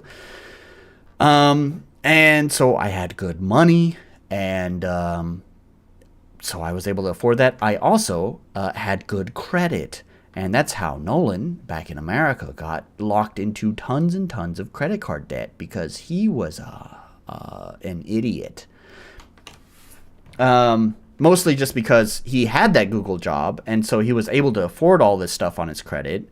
And then he didn't have that Google job, and now he had all this credit, but no way to afford all of that credit. And now, suddenly his credit goes to shit. But anyways... So anyways, that's how I had those. Now Google, that's not my name. Now Nolan is not touching credit with 10.5 inch pole, 10.5 foot pole. Yeah. So buying just Yamaha HS8s now is expensive when you don't use credit cards. And also, you have life throwing terrible fucking financial curveballs at you that you just never seem to be able to get out of debt, even though you don't have credit. Thanks, life. Thanks, Japan. Thanks, taxes. Thanks, rent. Thanks, fucking working as a gaijin in fucking Japan. Anyway, sorry. That's a whole nother rant. I'm going to save that rant for later because I have a game for just ranting and chatting for later. Viewer section, viewers, whatever. That talking about my dad's music actually went longer than I thought. I didn't expect myself to rant. I should have expected myself to rant, but I didn't. So that went longer than I expected. So let's just quickly gloss through what WooTBM said in my previous stream, and then we'll move on to the next game. First of all, I was hoping to see some ODST so I could say, wow, this game looks great for RPG Maker. Buddy, do I got a treat for you. Oh, Wrath of Wood is here. Surprisingly, there's a few people who mentioned that they kind of wished I had actually played ODST. I know he's kind of joking here, but, you know, who am I? But if not a man of the people, you know, I'll go ahead and play it. It's fine. I kind of want to anyways, so. Pitch Black, yeah, this is a fetish game. Like, holy crap, I feel awkward walking into someone's femdom, humiliation kink world. I get the sense that the average weeb will be like, haha, this ecchi funny. She make them cheap.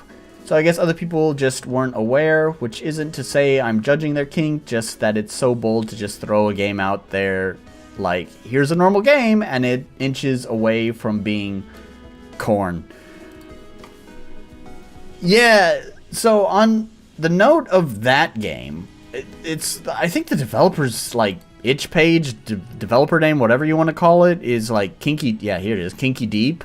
So I don't know if they're even shying away from it. I mean, they don't say it outright in the store page, but like, I think it is. I think it is meant to be a kink game.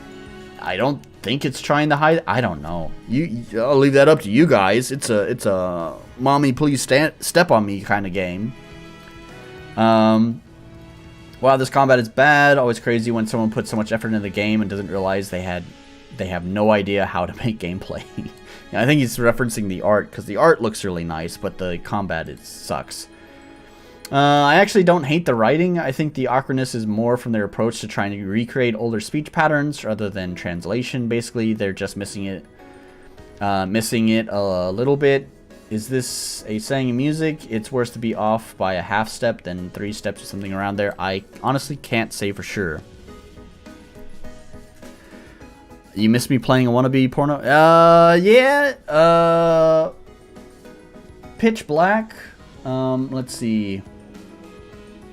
I mean, if we just go to the store page, you can't really see it there. Hang on, here we go. You can see she got that badonkadong back there, right? All that junk in the trunk.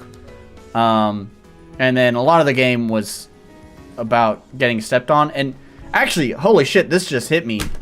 Especially when it comes to femdom stuff and like dominatrix stuff, latex and BDSM.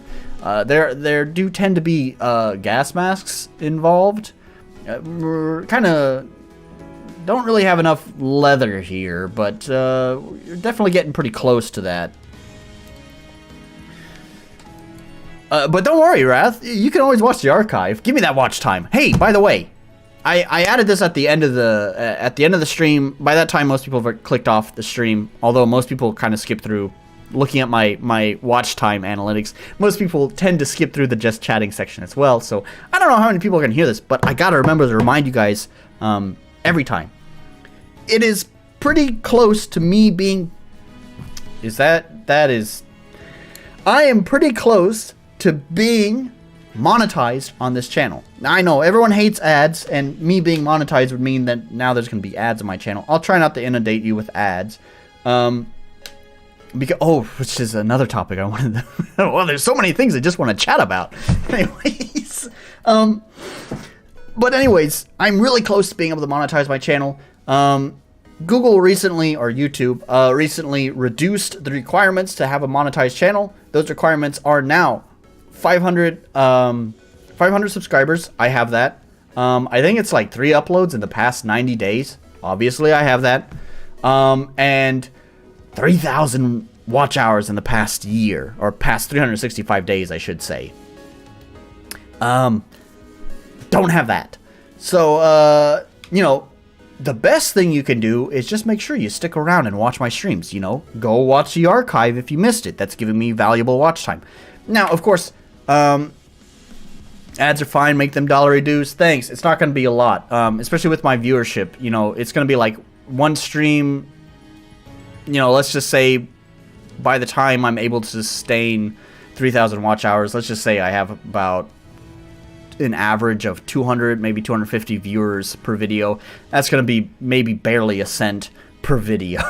So I probably won't even see a paycheck for a long time. But, you know, it all adds up slowly over time.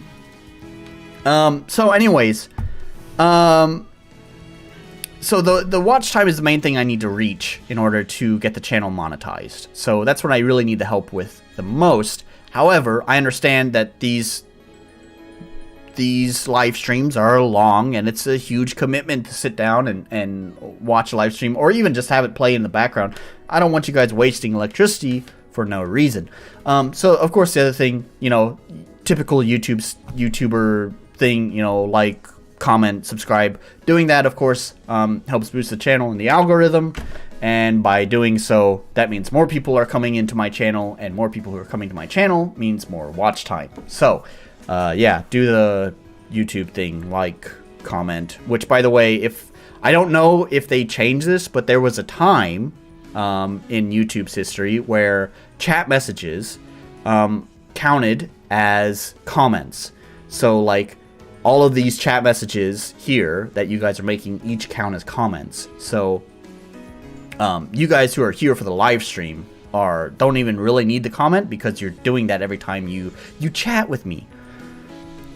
Yeah, there is also that thing too. Watch speed affected watch time. I don't know if they ever changed that, if that still works or not. But yeah, you used to be able to like set videos to really super slow, and you'd get like 10,000% watch time.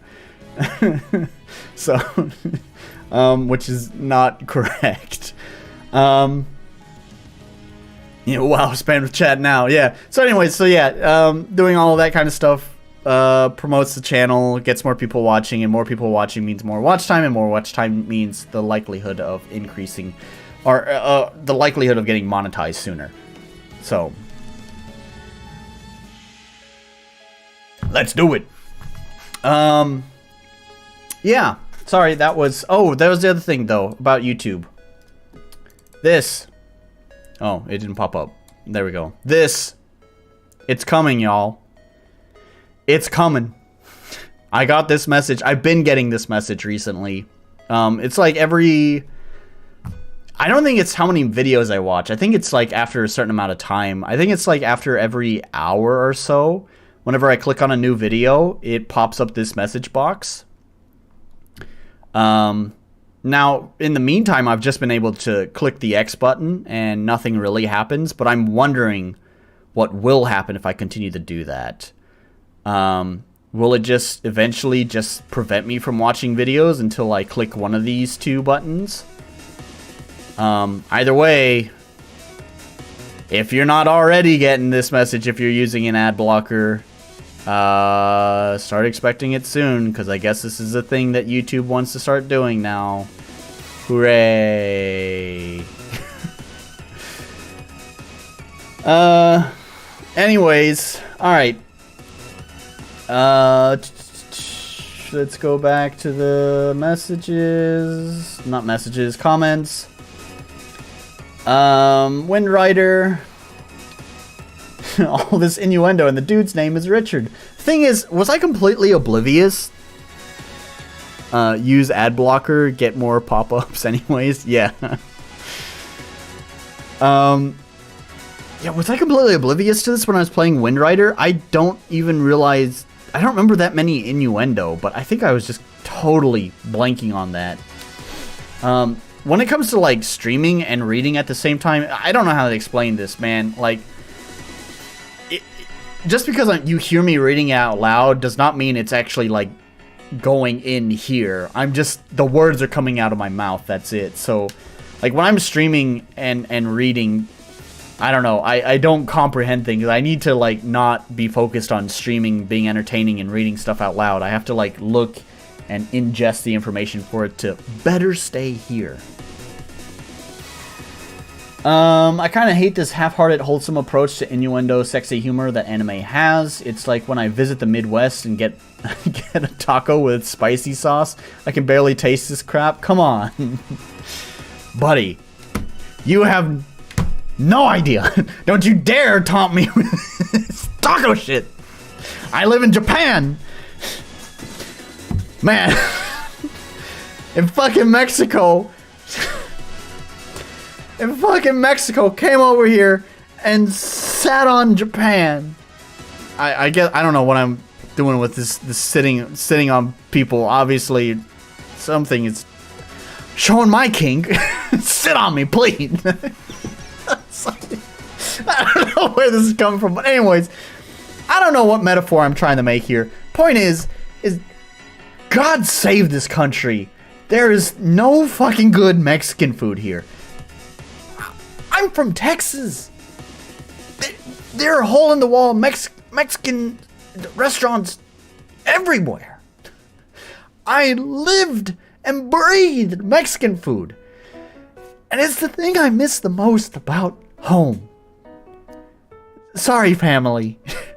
But God, I miss good Mexican food. How dare you bring up tacos in front of me? Japan likes tacos. They're obsessed with tacos, by the way. But it's just, I don't know, it's still, even with their obsession with tacos, it's exactly this. It's exactly what you're talking about, the half-hearted, wholesome approach to tacos. How dare you? Lol at the drama over someone not liking an amateur RPG Maker game. Don't make me review this game. Probably wouldn't nitpick as much as Orc, because, you know... Oh, poor Orc. I'm starting to feel like Mr. Orc's getting bullied now. Mr. Orc's getting bullied for daring to have an opinion about Wind Rider. So I had to look up this anime intro while on my good speakers to give it a full go. Man, you are not nitpicking here. This kick clap beat sounds like a default demo on a $20 kid keyboard, like the keyboard my dad uses. The guitar is live, which is cool, but I bet if I showed this to my sound engineer guitarist buddy, he'd die of secondhand embarrassment. The vocals are on key, but, well, I think you covered this well. What I said is that it sounds like the singer did not have a lot of enthusiasm when it came to the singing. You can fix this. Food over family, understandable. Taco Bell reminds me of home because hey, no, hang on, where's my phone? Wait. Just wait. Just hang on, okay? Just wait. It's in here somewhere, all right? I got a lot of shit to sort through. But it's in my phone. Don't you worry. Don't you worry. It's in here. I think I passed it, actually. I gotta scroll back up. I'm pretty sure it's in here. It should be coming up. It's gotta be around here somewhere. Bunch of album covers. I don't need those. That's not what I'm looking for. Ah, there it is. Alright, now sometimes the camera hates focusing on my phone. But you can see that for sure. You know what that is? You know what that is? Oh, you betcha. You betcha. You betcha. We got one. We got one in Japan. There might be more than one, but there's not many Taco Bells in Japan. And it's expensive here, but it also serves beer. It's expensive here, but it tastes exactly as I remember it back home. That was a good day. That picture that I showed you, my friend and I, we went out to... He told me there's a Taco Bell. And I was like, No fucking way. And he's like, yeah. So he's like, all right, here's what we're going to do. We're going to go to the Taco Bell. We're going to buy a bunch of tacos, buy some beer. We're going to go to the karaoke. And we're going to sit there. We're going to sing karaoke. We're going to eat tacos. We're going to drink beer. We're going to have a good time. And boy, did we have a good time. We had a great fucking time. Let's see. Do I have the video on here? I don't usually keep... I do have videos. He probably does... He told me he doesn't want me to share this, but shh. Okay? I'm not going to be uploading the full thing. You're going to have to watch it through my phone, so it's not the full experience, right? Okay? Right? Taco road trip. So this is going to be a challenge because the mic is here and the camera is there. Hopefully it's fine.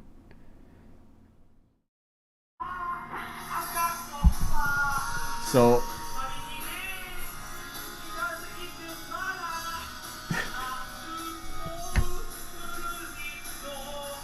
oh, you can barely hear it.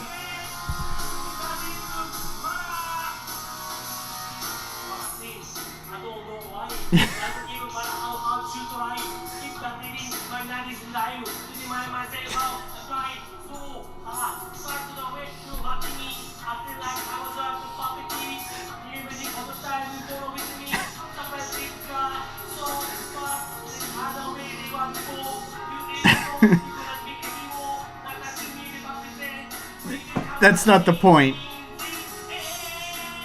That's not the point. It's not the singing that's the point. They have English songs at the karaoke bar. You know, we should all hopefully know that was Linkin Park in the end. We're both Linkin Park fans. They have katakana version. So basically, they just write it all out in Japanglish, and it sounds terrible. He can speak fine English. Is there a fucking fast forward on my? I don't see like a fast forward. I just see play. Like where's the video controls on the damn phone? I'm feeling like a boomer here.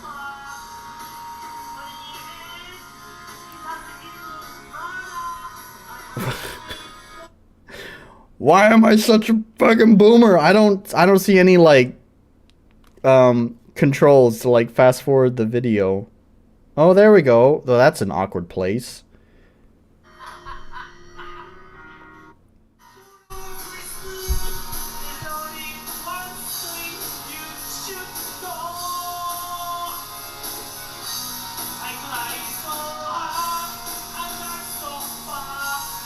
Am I gonna get content ID'd for this?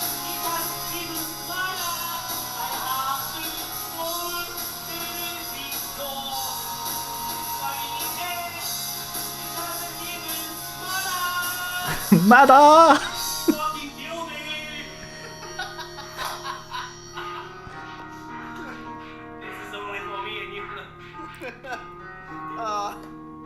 That's for your friend and shit, man. I want to share it. No, they need. No. All the people in America need to know. Well, people think I suck, you. No. Tell them. He doesn't suck. You speak perfectly fine English. Why did you sing it that way? This is what Japanese English education has come to. That's why they don't speak English. Fuck katakana! There you go. That's your answer to that. By the way, I guess I should go ahead and shout it out while we're here. He has a YouTube channel if you want to hear him sing wicked karaoke. Ronax666, is that what it is? It is him. Beautiful. Yeah. He just likes to record himself singing metal songs at karaoke. But it's there, you know, if you want to watch it. See if we can jump forward. Those 2 frames to enough cover from cover. Let's go. Jump forward. I just can't bring myself to get upon you. Somebody else now.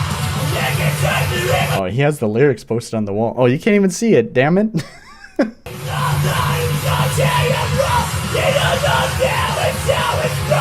Yeah, so let's see.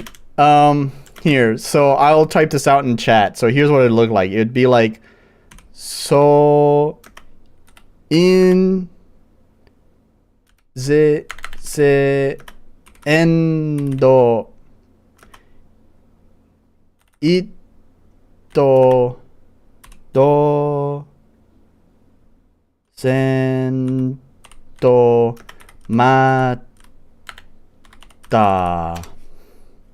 like that. So incendio ito dosento mata. Oh, I missed the, it doesn't even matter. Anyways. About the way you're feeling. You might not right outside. There's nothing I can do. So yeah, anyways. How do we get on this subject? We're talking about Taco Bell. Anyways, good times. We're gonna go ahead. I spent way too long chatting about that. So thanks, WooTVM. That's gonna be the end of that. Let's move on to the next game. I like the just chatting section. This is my favorite section. I just want to chat. I don't want to play games. Man, do we have to play games? I don't want to play games. Why can't you guys just listen to me talk all day? Come on, man. Where's my folder? Cut Outta Hell. Oh, we should probably look at the store page, huh? My submission to My First Game Jam Summer 2023, fully playable on browser, but downloading it and maybe even donating if you like would be much appreciated. I think I came in and drowned you in the talk about. You certainly did, but you know what? I had fun. So you know what? Thanks, man. It might have hurt my watch time, which is the thing that I was just talking about. But I enjoyed it, and that's the main takeaway, is having fun while we do it. Content warning for lighty touching on death and morality, specifically involving animals. You are a small cat that has found themselves in purgatory after dying. This will not stand at all, so you must storm Death's castle and defeat his elite reapers and warrior ghosts to be allowed to be revived. To be allowed to revive. Okay.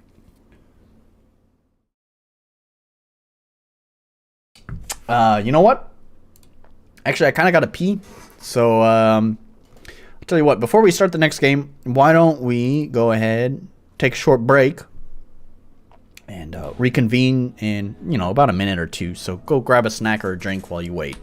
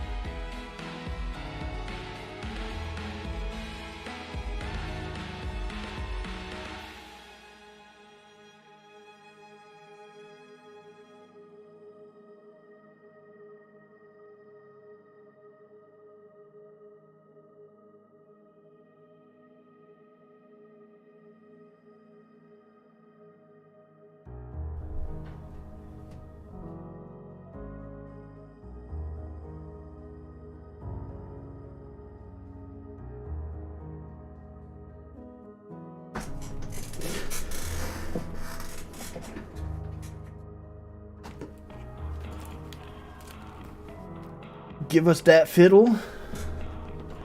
gave you some fiddle music.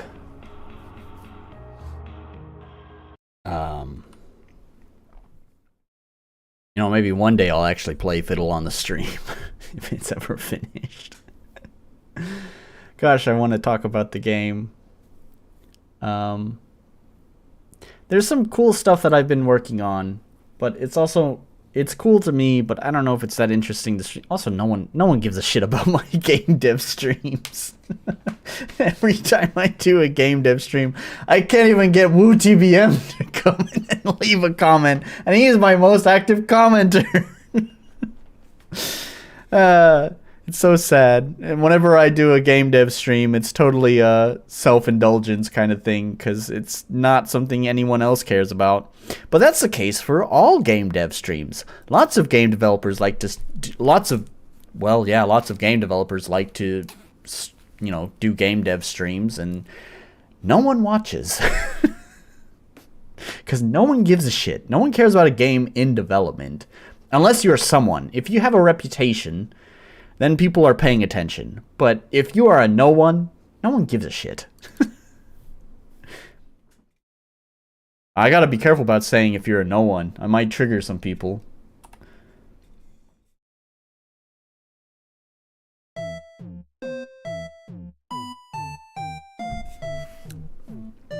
So, cat out of hell. Let's check the options. Turn always dash command remember on. How are the levels? It doesn't seem super loud. Of course the sound effects are. But I am worried. I am worried that, especially with it using RTP sounds, that the mixing may not be super great. So I'm gonna go ahead and knock it down at least one notch, 120%. And if I need to do further mixing, then I will.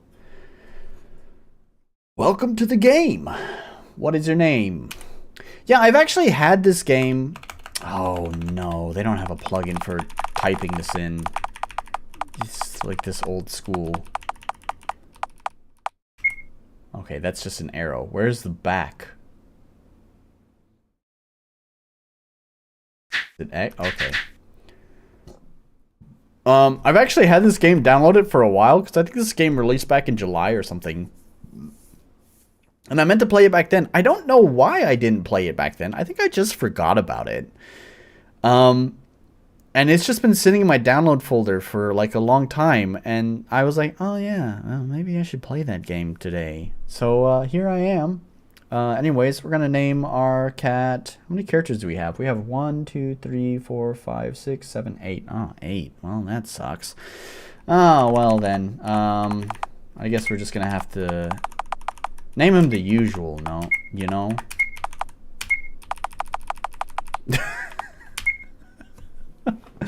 Alice! I see. Very well. Get going now. By the way, thanks for playing. Welcome to Purgatory.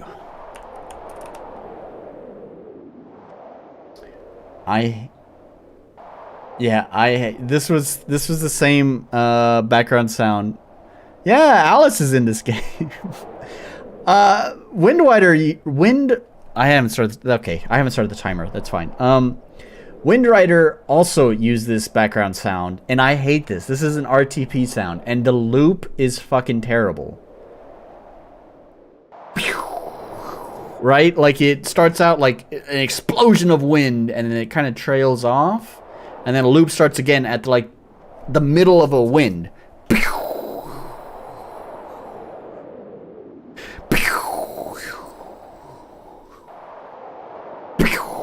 Right? Whoosh goes the RTP. I like the tile set. It does seem like there's... I saw this like flickering just a moment ago. I think this is actually transparent. Yeah, I can kind of see it changing color. So I don't think it's quite right. There's some problems with the tile set, but it's cool that it's all original. Hey there, I'm just a little guy. Let me save your game. Sure. This is somebody's first game, though. Be kind, y'all. Is it his first game? I know that was the name of the game jam. I would assume... You would think that's what it would be. But... So when did this release? This was released back in... Okay, August. I said July, but okay, close enough. It's the beginning of August. When was this? 88 days ago. So this is before. This was back in July. So it's not his actual first game. And it seems like because of this... This is for an unreleased game, so he's probably working on something before it as well.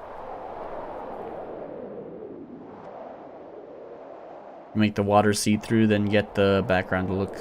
Yeah. Yeah, I like that effect. It's pretty nice. So it looks like there's a reflection on the water, but... We know how the sausage is made. What's actually happening is you're not seeing a reflection above, you're actually seeing through the water down into the parallax. No, they've also joined my first game. Yeah. So they have some experience, but I guess this might have been, I don't know, maybe their first fully finished game, because it looked like, so obviously this one's unreleased, so it's never came out. This one, I think it just said prototype, right? Yeah, an extremely unfinished RPG Maker VX Ace project. So, I guess this would be considered their first fully finished game. So, we'll try to be gentle. You know, I'm kind of an asshole. So you guys can, you know, make sure, keep me in line. Keep me in line. If I'm being too harsh, you can be like, yo, stop it.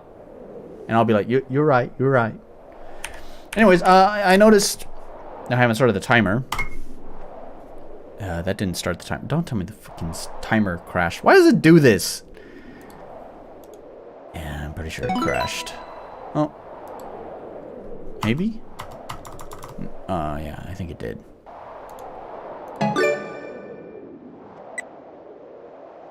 I don't know why it does that.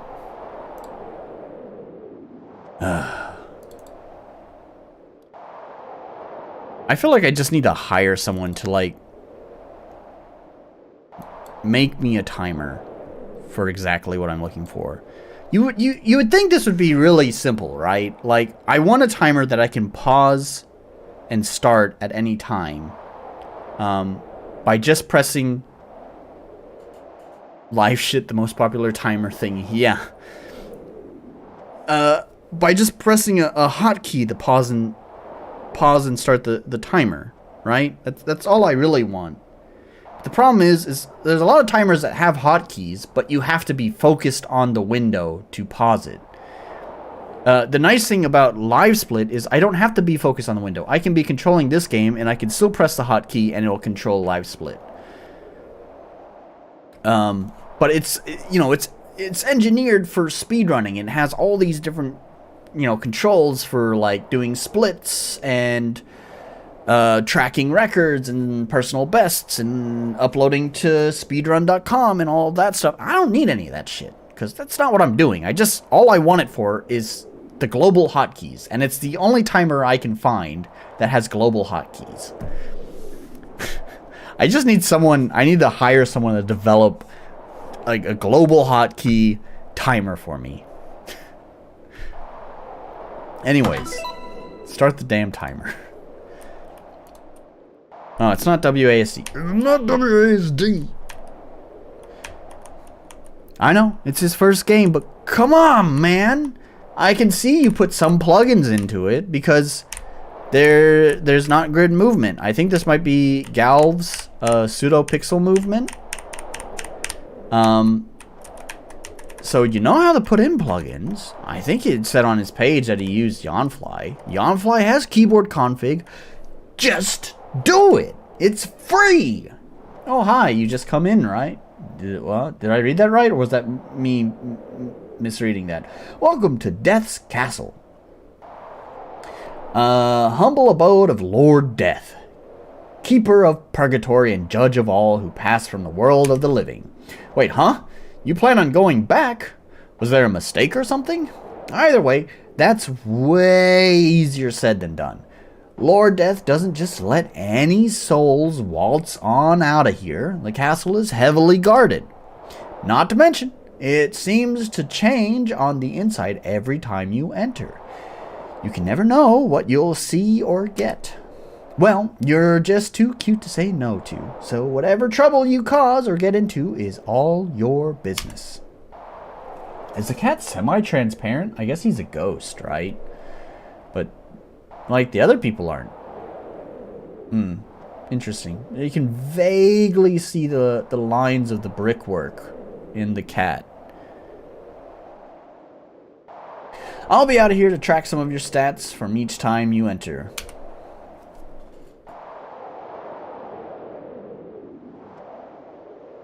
I guess it's meant to represent that he's a ghost.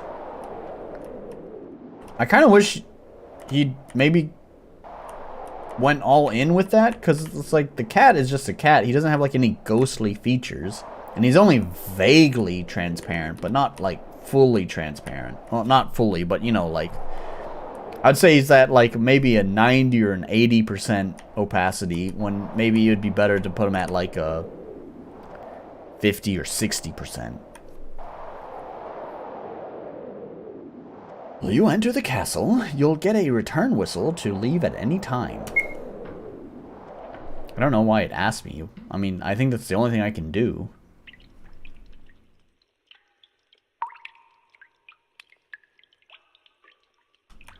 It's a Mario pipe.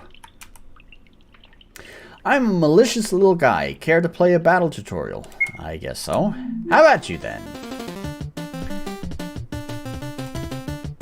Okay, so just standard. And is cat your magic?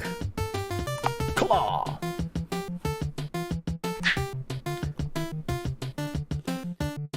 What's this, Cat Diablo? Yeah, I don't know. What's limit? Oh, it's gonna be like your TP, I guess. Miss. Nice! Use your normal attack, skills, and items to best all enemies. You may notice you have a red limit gauge that fills up as you go. Once you learn certain super moves, you can spend 100 LP to use them. You don't have any right now, though, unless... Growl.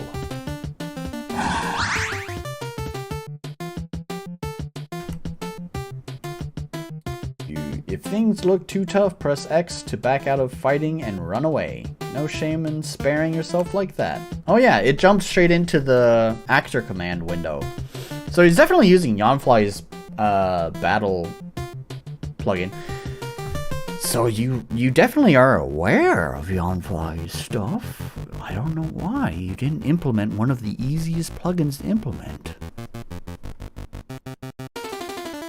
Cute enemy battler. Yeah, he's pretty cute. Can I defeat it?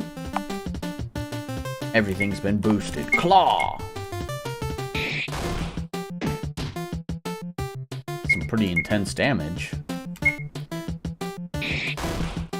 Ouch, ouch, why are you still beating me up? I taught you how to do stuff, you can go. What if I don't want to go?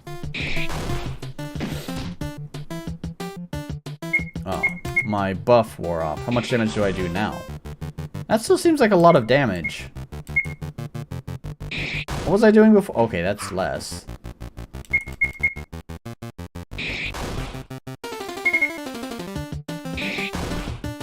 Oh, whoops. It's not like ghosts just stay dead. They're already dead. Well, what happens if I keep going?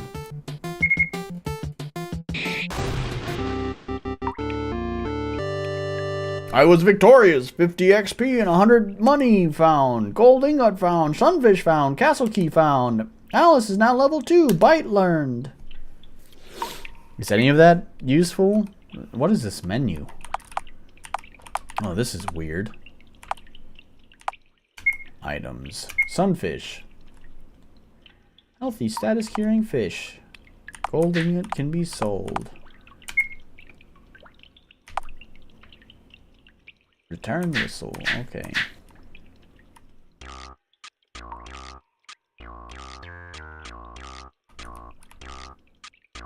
Okay, so they don't even pursue you. Got a flounder. So enemies just circle menu plugin. Yeah, clearly. Yeah, so I guess you just do combat if you want to. I imagine this is combat, right? Yeah. Well, at least it's not random encounters. How much is my regular attack? Enough to kill them in one hit, and they don't do any damage to me.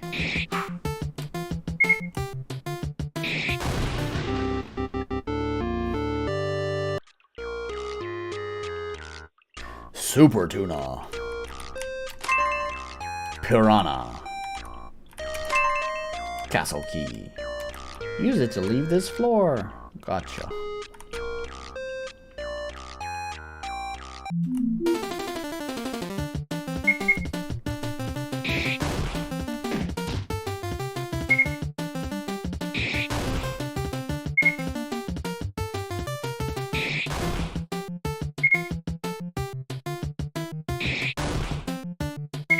It's not dead yet? How come the others died so quickly?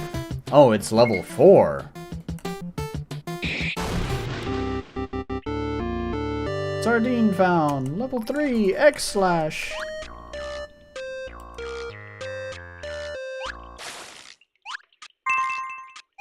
Salmon. The long ghost, yeah.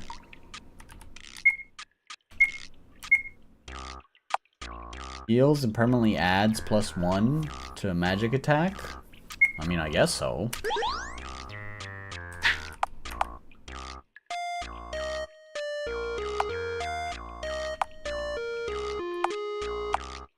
I see.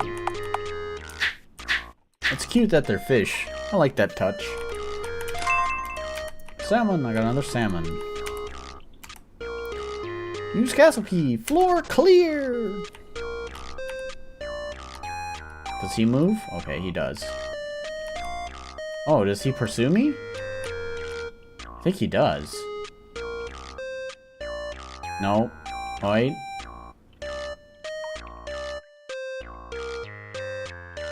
Yes, I think... No. Yes, I think so. Yes. I see. So the first floor, you got it easy.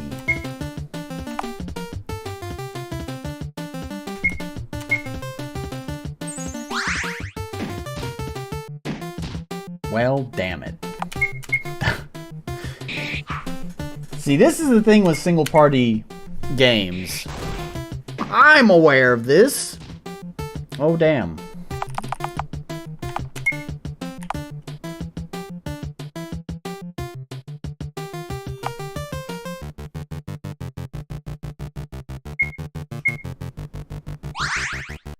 Oh, that didn't heal much at all.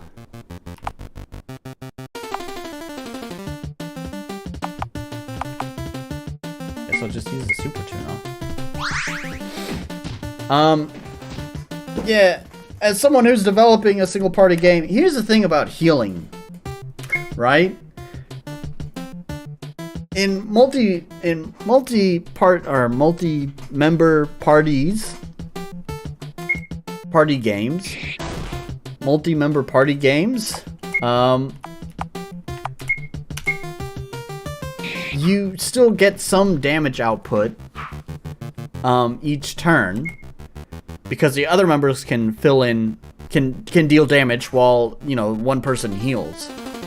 But in this case, when it's single party, you can only choose whether to heal or do damage, and that's it.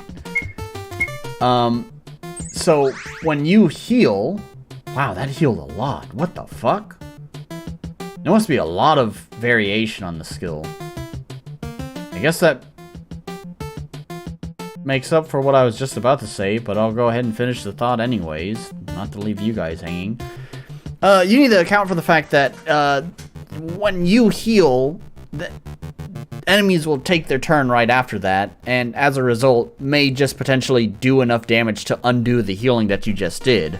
So then you go back into your turn feeling like you need to heal again, and you just get this cycle to repeat until you get a lucky time where finally the enemy doesn't use a skill,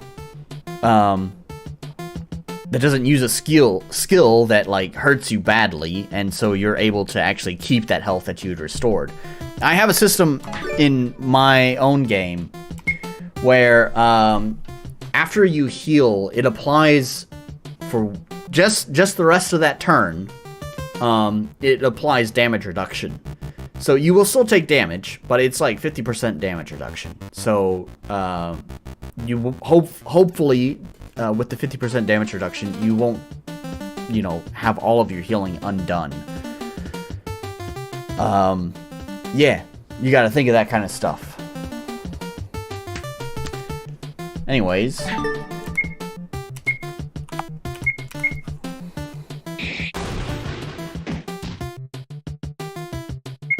Yeah, damage variation is nuts.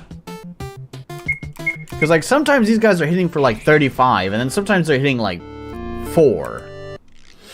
What's up with that? Well, since it doesn't heal that much using these permanent upgrades, let's just use all of them.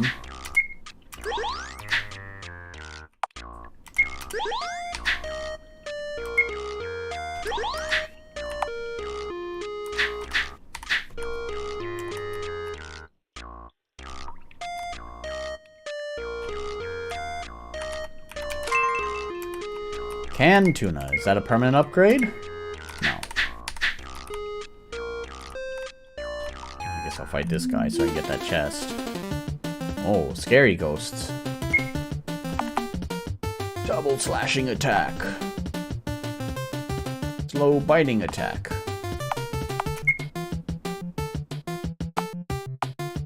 Let's kill the...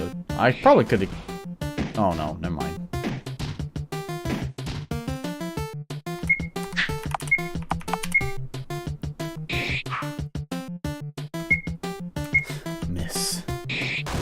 I didn't mean to use it on him. Why did that happen?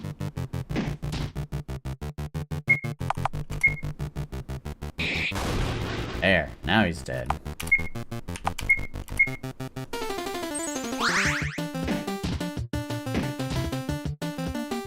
I totally missed what you said, Wrath. I rigged up a battle system that lets you heal without passing a turn. Bleeding status is cool too. Kitty Alice... A mood, though, just napping through battles. Yeah. Like cats do.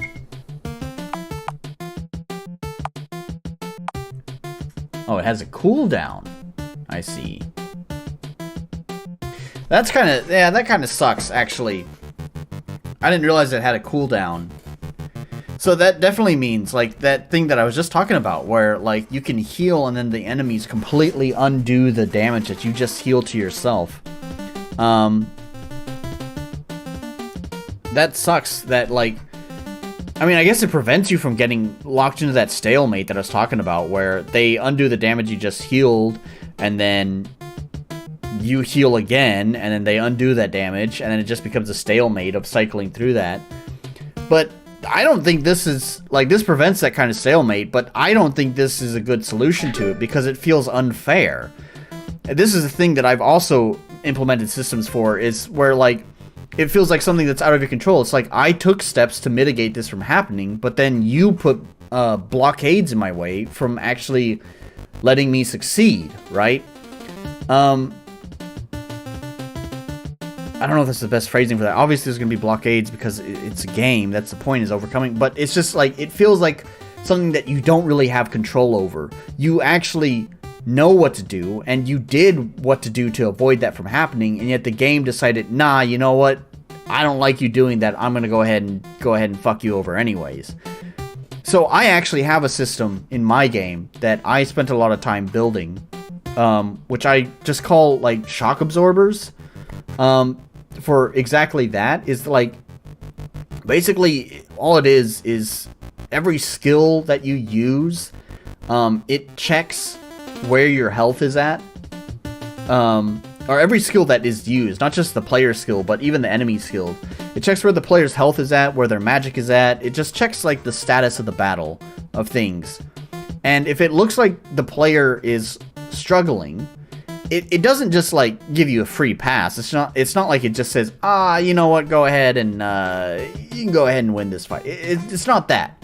But what it does is when it realizes that the player is struggling, it flips on a switch, and when that switch is flipped on, the AI for enemies changes. Some states are applied to the player, and it just basically makes this weakened state not as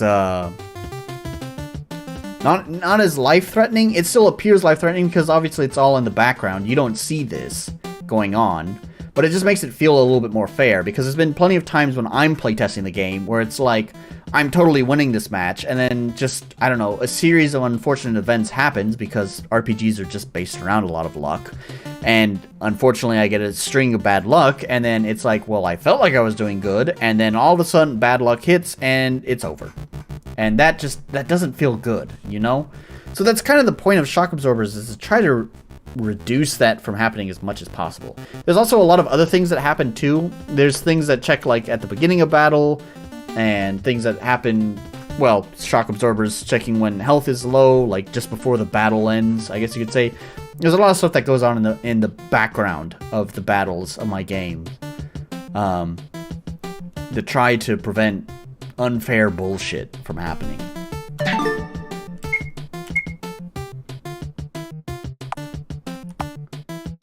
Let's see if I can apply this bleed to the level 5 guy.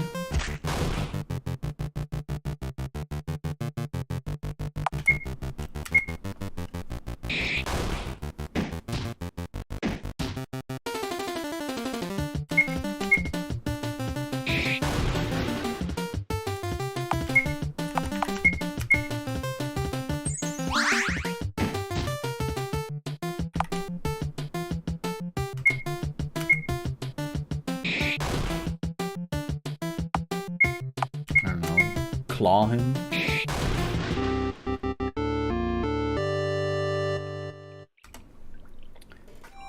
Alice! Alice is now level 4! Oh, good job, Alice! Yes, key! Gosh, they just piled the enemies on in this hallway. That sucks.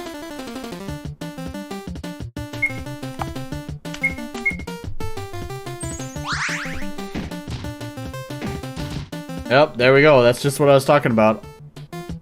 All of that healing was just immediately undone. And now it's on cooldown, so there's like nothing I can do.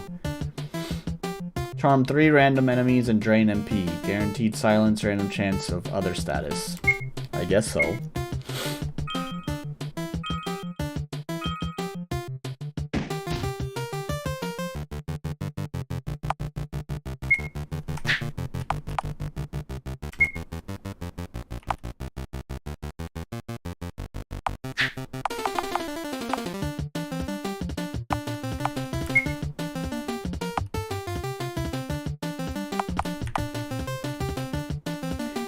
You know, there is one thing I guess I should mention, is that I have no idea if they aren't doing something like that, where, you know, there's like a stuff that's, you know, a common event that's monitoring the combat. They could have that going. That's the thing, is that it's all invisible background stuff, so I would have no idea, just as much as you probably would have no idea if it was going on or not. That's the thing that makes it feel magical, right?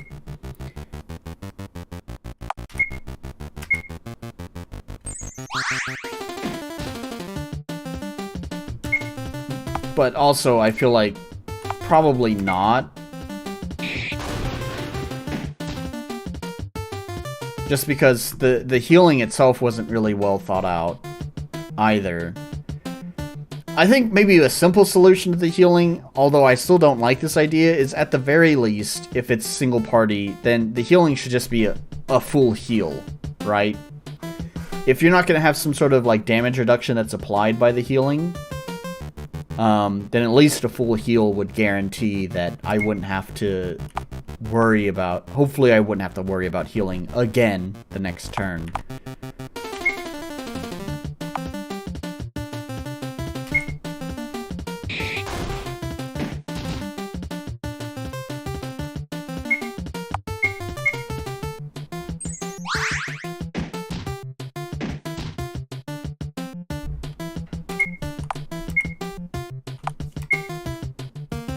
That guy gets the double attack.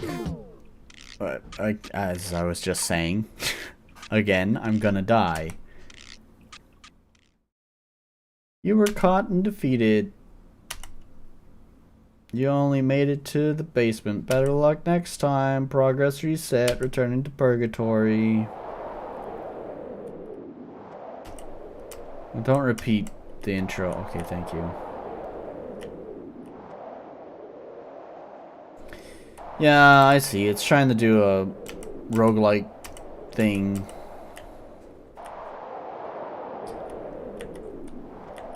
I don't know.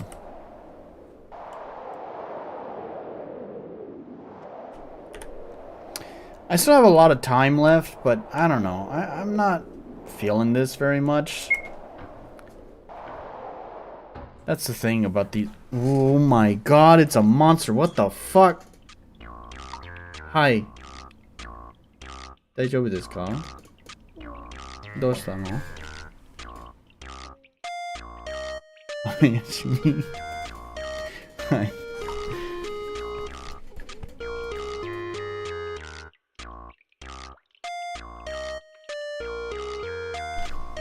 おやすみ。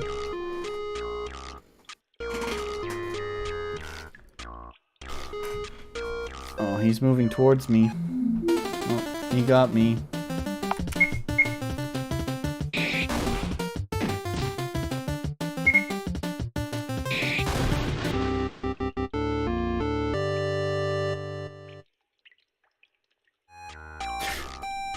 Truly burnt out by bad games. It would not be the first time that I've ended a game early. They are not hard and fast rules. If I am tired of a game, I will end the game. The thing is that I kind of already have an idea of how this game works. And I mean, that's something that can be said that's a positive about this game, is that it gets us into what this game is about pretty quickly. Unlike that first game that I played.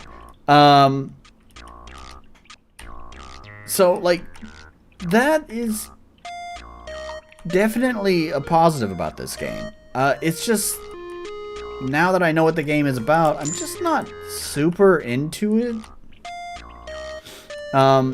The combat, as already discussed, has some problems that just feel unfair and cheap. Yeah. I'm sure there's a boss or something before you go to the next part, because like it said, this is just the basement. So, I'm sure after the basement, but before the next floor, there's a boss. And actually, is this randomized? Because, like, this is the same, and I'm pretty sure that other room was the same. So, I don't even know if it's actually random. Anyways, I get it. I don't care. Sorry. Like I said, they're not hard and fast rules. It's my stream. It's my stream. It's my rules. Polish. And accessibility, no. Clarity. I understood what to do.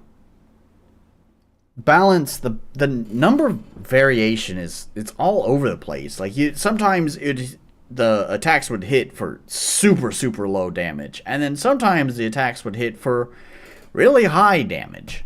So there we go. Sorry, I was on the wrong camera. How did I get to that camera?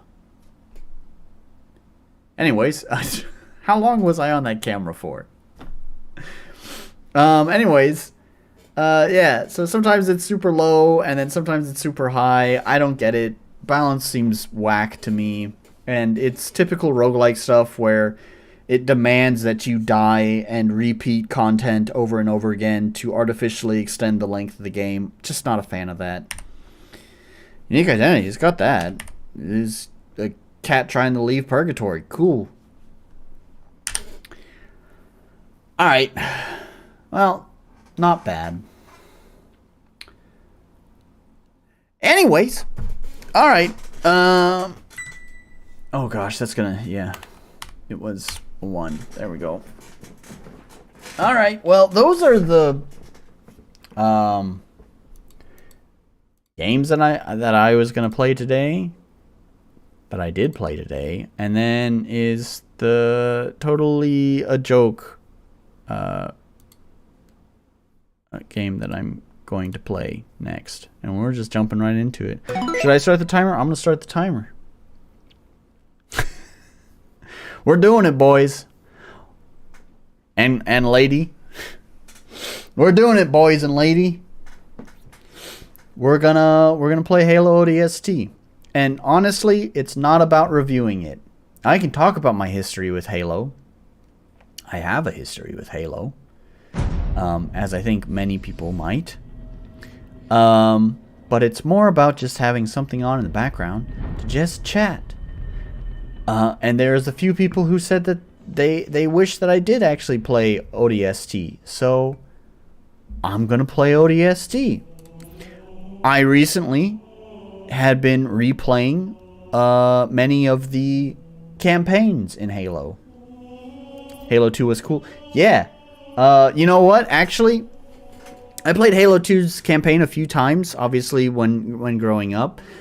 But I had never played the remastered version with the super cool cinematics. And so this was my first time playing it with the anniversary edition. And it's cool, man. I like the cinematics. We should actually just watch one of those. Just the intro.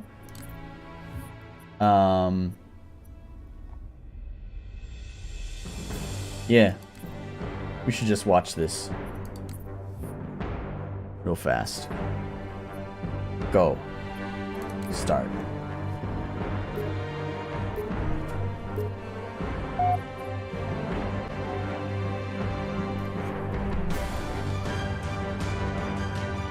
These remastered cinematics are super awesome, man.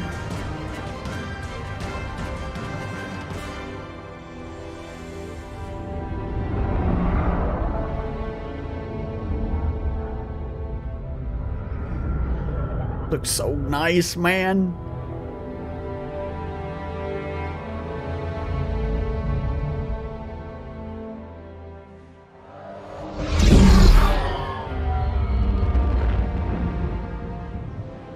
Only one chip. One? Are you sure? Yes. They called it the Pillar of Autumn. Why was it not destroyed with the rest of their fleet? It fled as we set fire to their planet. But I followed with all the ships in my command. When you first saw Halo, were you blinded by its majesty? Blinded?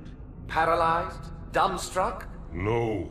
Yet the humans were able to evade your ships, land on the sacred ring, and desecrate it with their filthy footsteps. Noble hierarchs, surely you understand that once the parasite attacked...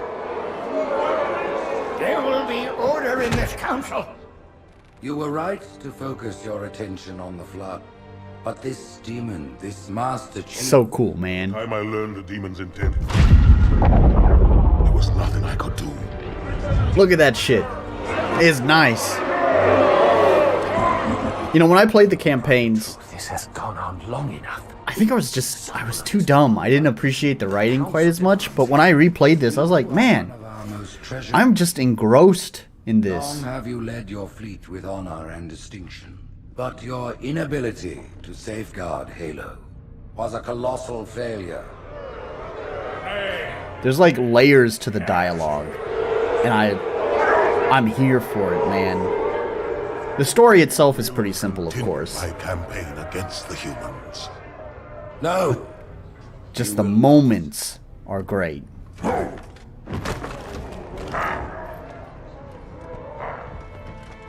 Soon the great journey shall begin. But when it does, the weight of your heresy will stay your feet, and you shall be left behind.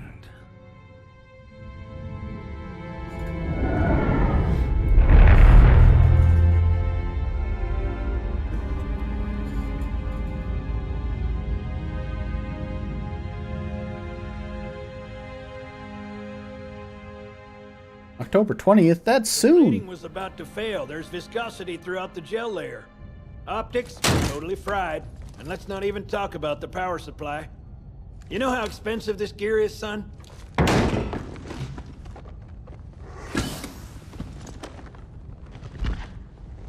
Tell that to the Covenant. It's a good line, too. Tell that to the Covenant. Ah, Halo is great. Too bad 343 fucking ruined it. I guess it was all obsolete. Oh, hey. Your new suit's I want to chat about this. Actually, this is great. This is great. Okay. So, here's the story, right? Let's test your targeting first thing. Please. This moment here. Top light. Okay, note what he said. Look at the top light, okay? Alright, so here's something super cool about Halo. If you're in game development, you've probably heard this story before, so maybe I'm just preaching to the choir. So here's the thing, especially when it came to Halo 1, although they continued to follow this tradition through all of the Halo games, at least during Bungie's era. I don't know if 343 did this. Probably not, because they're a terrible studio. But throughout all of Bungie's history, they would just say, please look up. But they would not tell you, like, how. At the time, the standard, it was pretty common to have inverted y-axis. So, if the player pressed the camera joystick down to look up, then it will map the controls to inverted y. However, if the player presses the control stick upward to look up, then it will map the controls as not inverted, normal. So it's just this really smart way of just deciding based on how the player actually interacts with the game. And then if you don't like it, this actually happened while I was replaying the stories. It does this funny thing where, like, if you just, which is the reason why I paused it, if you sit on the screen here for a moment without actually making it to look at the light, the guy will be like, it seems like there must be something wrong with your aiming. Why don't we go ahead and reverse that for you real fast? So if you actually aren't able to look at it, like if you maybe made a mistake or whatever, it will actually invert it suddenly just automatically. I'm not sure if I'm a fan of that. What I do like is just them intelligently trying to set the parameters, because there are two different accepted paradigms in camera movement at this time. And of course, at the end, after you look up at it, it just confirms, like, is this okay? And you get the option of yes or no. So if it feels funny to you, you can say, oops, that was a mistake. It should be the other way around. So you're not locked into it. Of course, you could always just press the pause menu, open up the settings, and invert it there. But anyways, it's a cool way of integrating that kind of control without having to actually go into the options itself and set it for yourself. And now I have wanted to do this. Were I not in such a financial dire straits as I am, I would love to continue doing my commissions with Chaucer.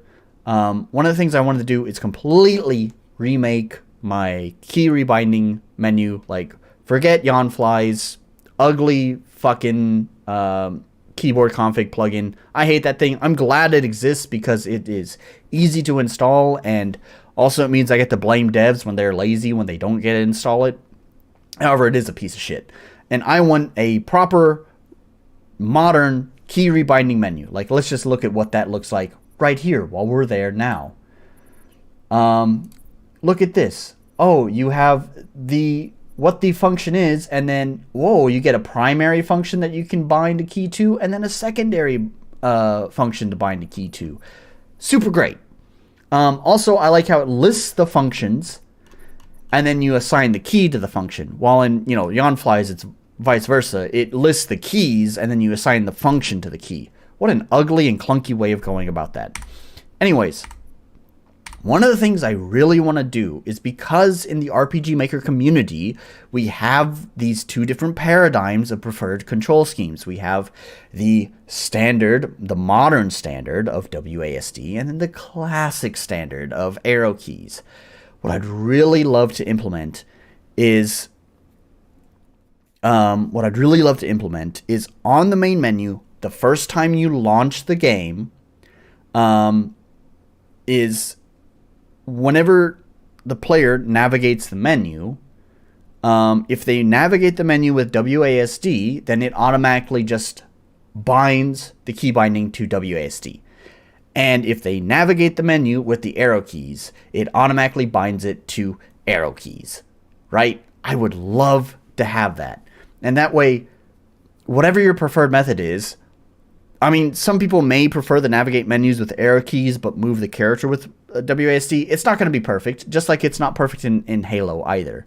But, I mean, it's an option that can easily be and quickly be adjusted. However, it's one less source of friction to make everyone happy, right? Some people are annoyed that, oh, the default is arrow keys. That's kind of me. And some people are annoyed, oh, the default is WASD. Well, hopefully this automatic detection of preferred input method satisfies the majority of those people. Maybe not everyone. Can't do that. Anyways, yeah, I just wanted to watch the intro, and then I guess there's this. Now look at the bottom light. There we go. Look at the top light again. That's it. Now the bottom one. Okay. Everything checks out. Stand by. I'm gonna offline the inhibitors. So Move around a little. Get a feel for it. because it was up and down, and I was able to do that quickly, I think this is a change in Halo 2. In Halo 1, you just look up once and then down once. Go on. Walk around. But because I was able to look up and down quickly, it does check how long it takes you to look at those lights. So if you're slow to look at them, then he'll respond and be like, something might be wrong. And so then ask if you need to make adjustments to the control config. So I play with YGHJ. I mean, that's fine if that's what you prefer. Listen, I know there are a handful of people who swear by ESDF. And the reason they say they prefer ESDF because it actually clusters more available keys around your pinky and your ring finger. So you have access to more keys. When it's shoved over to WASD, you have very limited keys available to you. So shifting it just over one more key to ESDF and you get access to way more keys. Also, 1 through 6 are much easier to access. Because if you're at WASD, 6 becomes quite a stretch to reach, and then definitely 7 and 8 are like, you basically have to lift your hand off the keyboard unless you have like really long hands. Or you really got to do some finger gymnastics, right? So a lot of people swear by ESDF. I get it. And that's why I talk about having rebindable keys. Some people just are like, oh, well, I'll just have WASD and I'll have arrow keys and people can pick between those. That's not the fucking point. If you just have rebindable keys, then everyone is happy. Oh, I didn't mean to hit restart. Whoops. I meant to hit quit. I guess it was all obsolete. Anyways, we're not here to play Halo 2. We're here to play ODST. I've already played through Combat Evolved 2, 3, and so we're on ODST. I'm not a fan of Reach. That was Bungie's last game. Fun story about Halo. Basically, Bungie was contracted to make like 3 more Halo games when they were developing Halo 3, so Halo 3 was one of them. And then they decided to make ODST. It was originally planned as a DLC, but then they decided to make it its own standalone game to count as one of those 3 games they were contractually obligated to complete for Microsoft. And then they had no plans for Reach, but they made Reach anyways. And I'm not a fan of it. But it was one of Bungie's last games. And then 343 took over, and people are mixed on Halo 4, Halo 5 is hated, and Halo Infinite is also hated. 343 has never made a good Halo game. The best Halo game they've ever made is releasing Bungie's work on the PC. I didn't read any of the beginning. Well, damn it. Teams of highly trained orbital drop shock troopers are ready to assault the carrier from Navy ships in low orbit. Look, it's scrolling text just like in RPG Maker. This is a near suicidal mission, but these troopers are the best of the best. And saving New Mombasa could be the most important mission of the war. Can y'all believe I spent nearly 15 minutes just chatting about rebindable keys?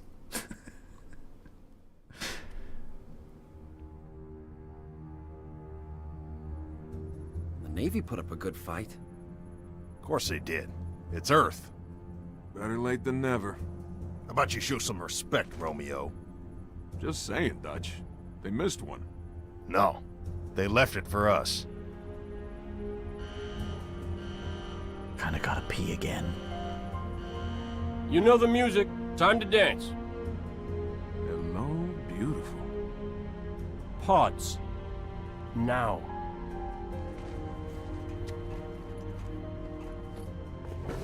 Replacements? This many years into the war? Who isn't? At least they listen. To me. And they're not gonna like what they hear. Orders are orders. Come on, Veronica. What could be more important than that carrier? My orders. And Buck, call me Captain. I'll pass on that dance. But you can show me where to sit. These graphics haven't aged very well. What is she wearing? Dunno, Mickey. I wasn't looking at her gear. Seriously? Well, gotta be close quarters. Exactly. Second to last. Right next to mine. Cozy. You gonna tell us her name, Gunny? Ms. Naval Intelligence. Our new boss. Oh, brother. So check your mouths, find your chairs, and get set for a combat drop. What the hell am I supposed to do with this inside a Covenant ship?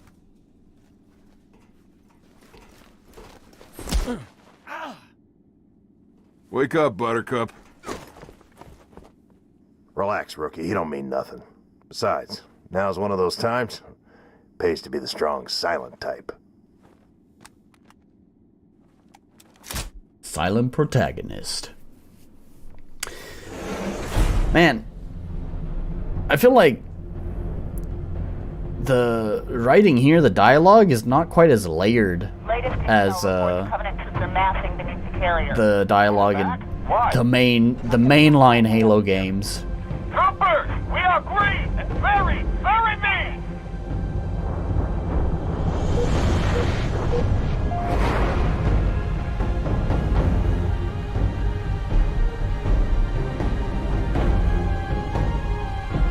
I take it back. Navy got its butt kicked. Hey, Romeo, remember when I told you to shut your mouth? Yeah? Consider that a standing order. Captain, 15 clicks off the deck. Stand by to adjust trajectory. On my mark. What'd she just say? Mark. We're way off course. We're heading exactly where I need to go. But we're gonna miss the carrier. Radiation! Covenant just set off a nuke? No. The carrier's going to jump. I have control of this. Space rupture. You need this. And that was the moment from Halo 2. They popped their ships. We're going in hard.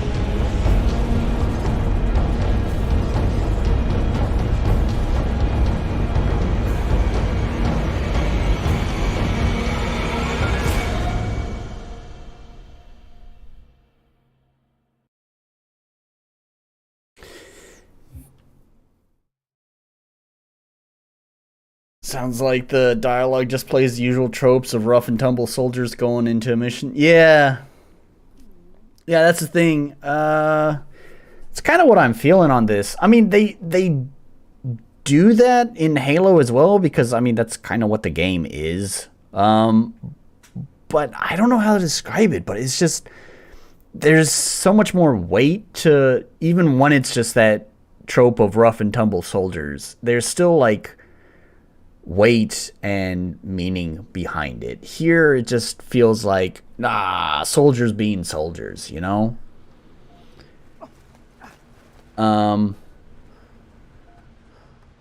But that's, I guess the story is not really why I like ODST. I'll explain that in a moment. Let's, I guess, look around the pod first. Anyways, respond to Mr. RCX, who's here in chat. Thanks for joining.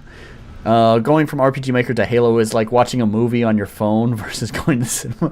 Yeah, I'll tell you, I honestly have been wondering how to just transition from RPG Maker games to this.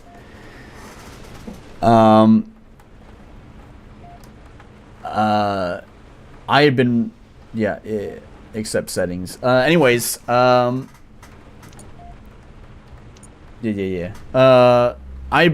kind of spent the day wondering how to do this. I kind of just thought maybe I'll just play like Wind Rider for an hour and then play ODST for an hour. And have like a just chatting section somewhere in the middle. But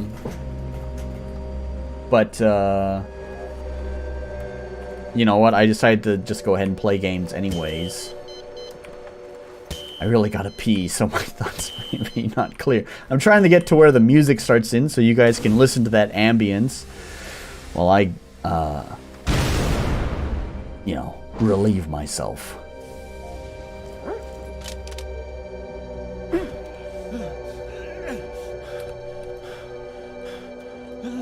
Maybe not. Okay, well, we'll just stand around. Look at that police. Look at that police car. Okay, I gotta pee. I gotta go. Just a moment.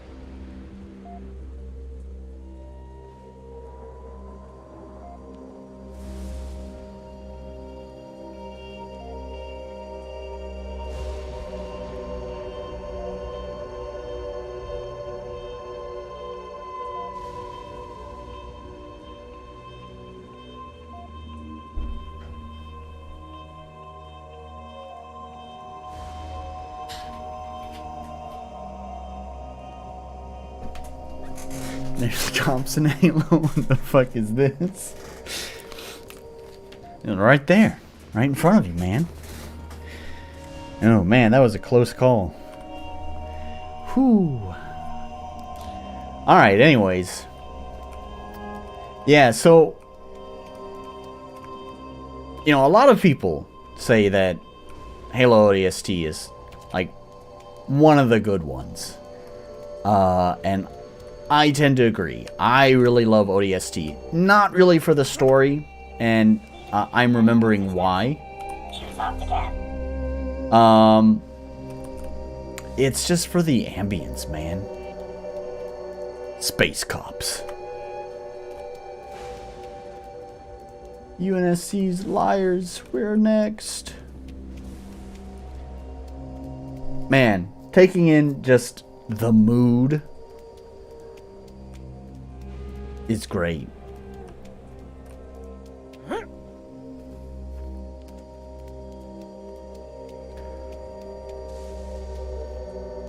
What you gonna do when they come for you? Space cops, space cops.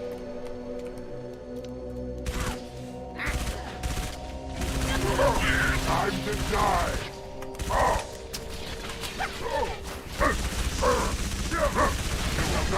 Oh, the controls are... Something special.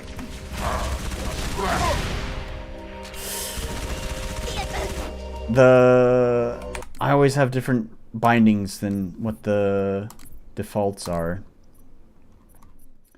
I call it Warframe controls. We put melee on E and action on X, and zoom out is bound to the mouse, so I don't give a shit where that's at. There we go. Okay. Do I have my other? I do have a sidearm. I have a pistol.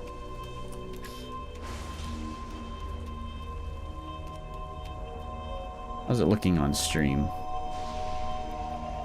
30 FPS. That's fine. In the past, I had trouble with like 3D games not being captured very well by OBS. It would look like stuttery and awful, even though actually on my system it was performing just fine.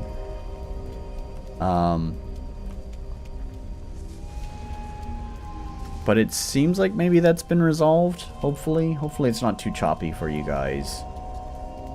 I tried looking into that problem, but I couldn't really find any answers either, so it's like I didn't really do anything to fix it. So if it's gone, then it just fixed itself, I guess. Isn't there like yeah, there it is. Are we grading Halo? No, hell no, not grading Halo on PACBUT. It's just for fun. I just wanted something to... This was really just more for, like, something to play in the background while, you know, we just chat. Just have a good time and chat.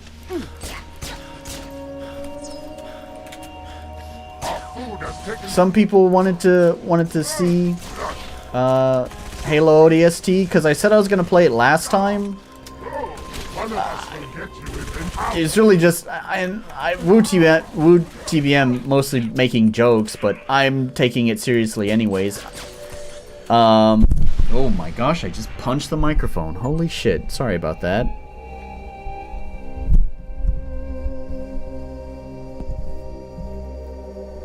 Frame rate looks okay. That's good. Warframe was cool when I tried it. Once in a while I miss playing the gigantic epic thingy. Yeah. Palette cleanser. Yeah, pretty much. Just really something to... Yeah, palette cleanse, I guess. You know, if this performs well, which I kind of don't suspect, I don't think it will, but, you know, if playing a AAA game performs well, I might do it again in the future. There are some games I've wanted to replay, which might just be fun to replay them on stream just because, you know, do that your standard game streamer kind of thing of just playing a game and chatting. Just playing any game and chatting. Cannot quite recall where to go.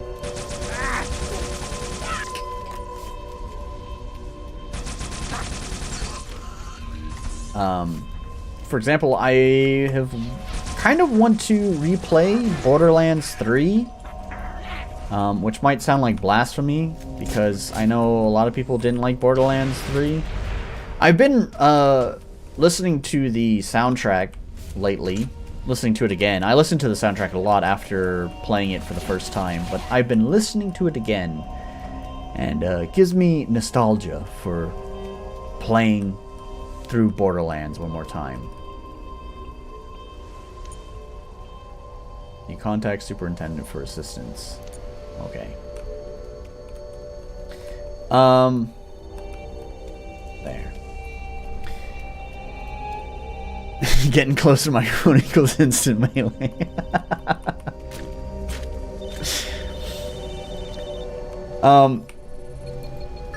Superintendent online.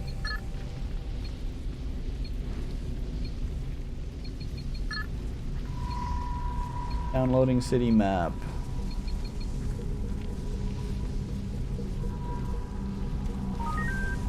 Tab. Nav data will help you find your ODST squad. The green arrow indicates your current location. Right.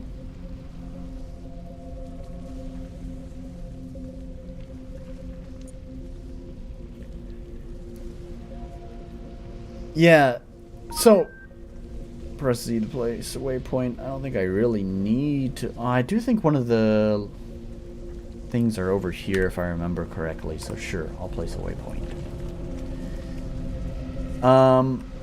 So the funny thing is do I still use it on YouTube? I'm pretty sure the emblem I use on YouTube, it's supposed to be kind of a stylized N/A, with the A that doesn't have like a crossbeam.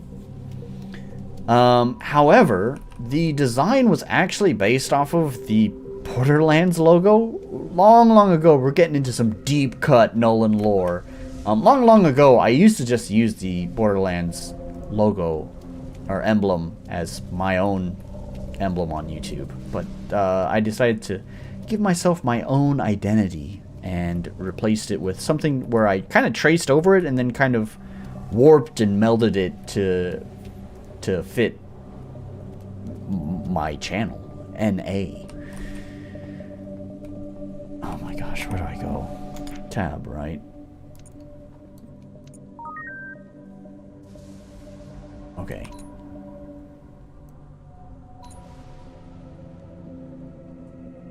Okay. All right. Let me move.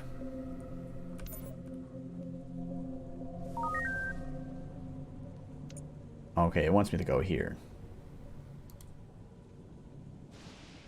Oh, okay. So I can just pass through there. And an upside down V. Sure. If you say so. Because it's right here.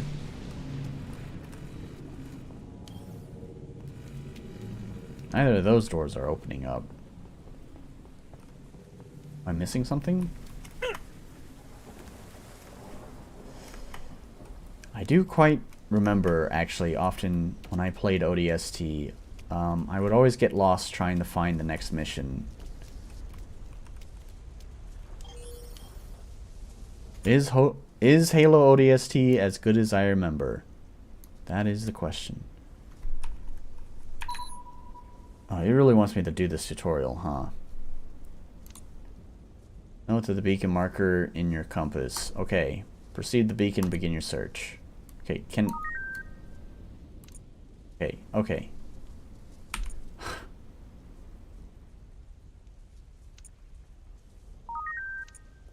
Okay, alright, I got it. Okay, I got it. Okay, alright, I got it. I don't remember this long tutorial for this game. No, thank you.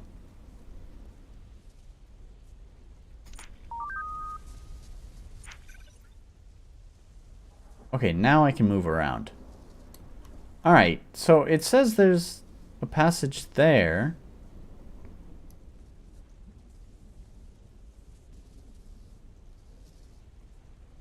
Can I go through? I don't know.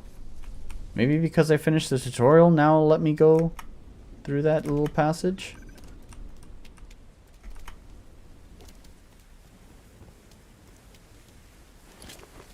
Doesn't look like anything changed over here. Oh, that's green.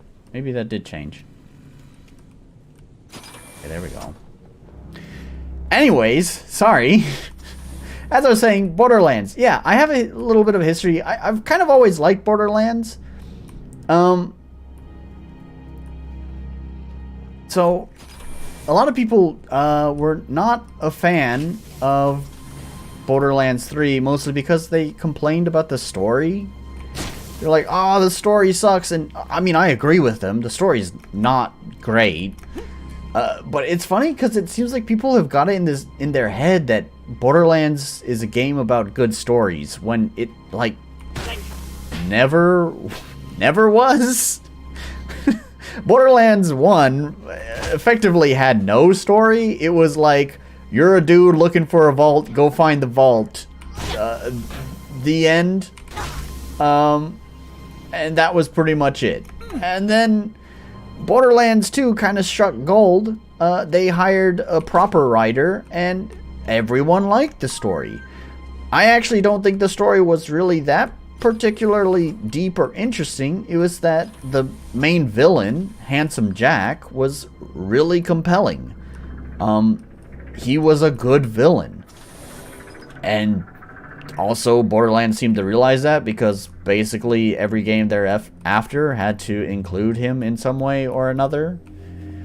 Anyways, but yeah, the story wasn't really that great. It's just Handsome Jack was a good character. And then there's the pre-sequel, which didn't really have that great of a story either. So far, one game has had a good story, and then Halo 3, that's not right, Borderlands 3 comes out, and it doesn't have a good story. And it's like, well, yeah. Borderlands is not a game about good stories. It had one game with one good story, and that's it. I'm out of beer. However, the gameplay in Borderlands 3, I think, is some of the best in the series. And that's really what I wanna play. You gonna tell us her name, Gunny?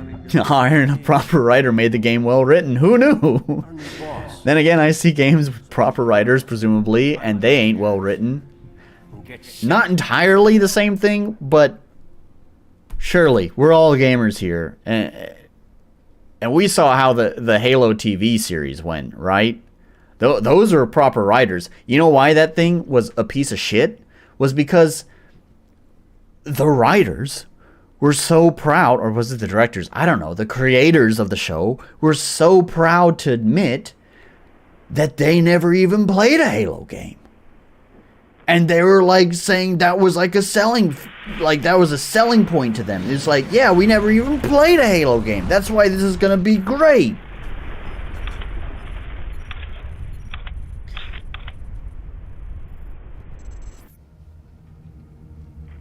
Squad, what's your status? You passed 23 checkpoints in the past 10 minutes, even though you're just going upstairs.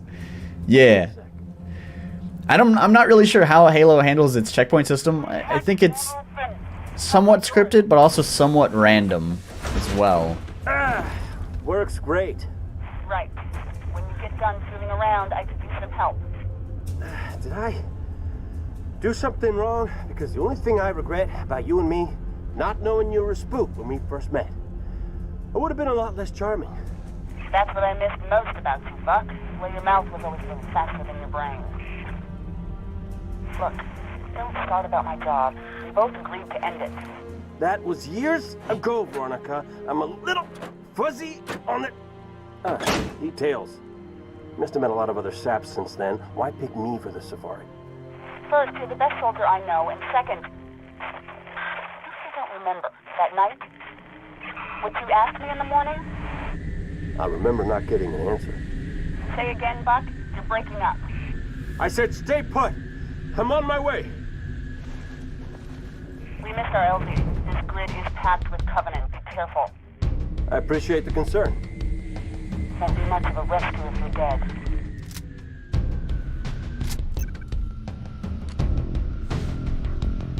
Is this game as good as I remember? I'm not digging the dialogue at all.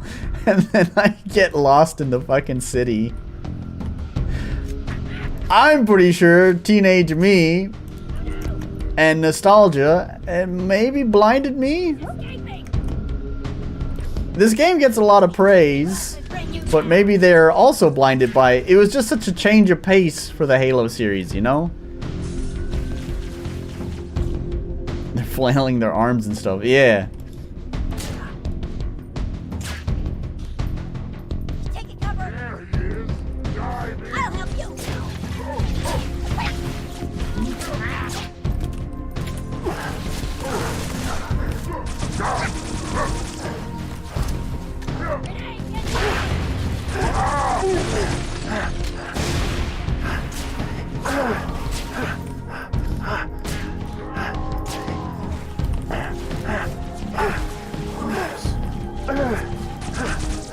What's with all the grunting? You're fine, man. You're fine. Calm down.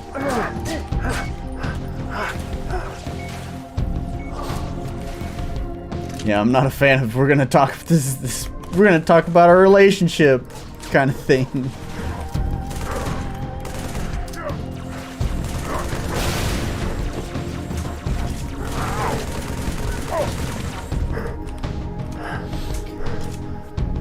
We're gonna talk about our relationship in the middle of a battlefield. Sticky cheese, I know. Yeah, I'm not really a fan of it. You know, the thing was, right? So, replaying the Halo campaigns recently, you know, one thing I remembered about the Halo 4 campaign, which, as a reminder, is not great. One thing I hate about it was, like, this whole, like, trying to make this love story between the Master Chief and Cortana.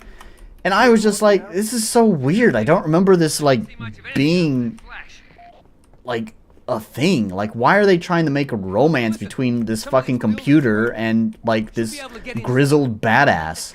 It just feels so out of place. I thought it was weird. And then, here's the thing, right? Replaying the campaigns, I suddenly realized, that was actually kind of already present in Halo 3. Like, it was definitely present in Halo 3, and a little bit in Halo 2. Halo 1, it was not at all, really.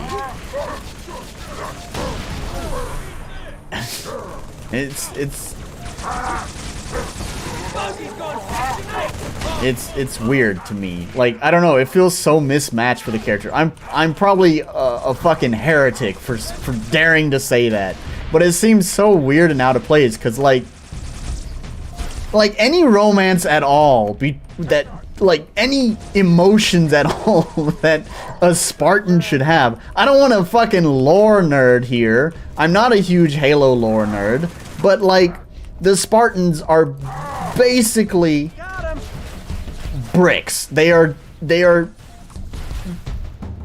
people designed to do one job, kill. And they even show some of that in the campaign itself. Like, at the end of Halo 3, he gets the job done, and Cortana's like, what are you gonna do next? And he's like, sleep. Because, like, that's his only function, right? Because he's a Spartan. His function is to do the job, kill the thing, and then nothing else. So it's so weird to, like, create this, like, romance thing between him and Cortana, because it just feels so out of place. Oh, I'm out of ammo. I didn't realize that.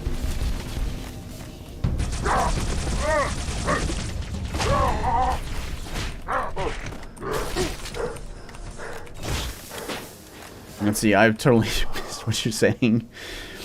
You're an elite operator in a spec ops team. All your teammates are your ex. That sounds like an Alice game. Gotta make a game like that. Definitely. That is definitely an Alice game. Don't give me ideas, Alice. Yeah, Alice, you already got... Why is it every time I play a non-RPG Maker game, you get game ideas? Because you got your Slay Busters game that you're working on. When I played that other atrocious AAA game, did I just call ODST? Did I backhandedly just call ODST atrocious? Anyways, when I played the... Holy shit, I can't remember the name. You know what game I'm talking about. You watched me play it, and then you're like, aw, Slay Busters, everyone's sexy.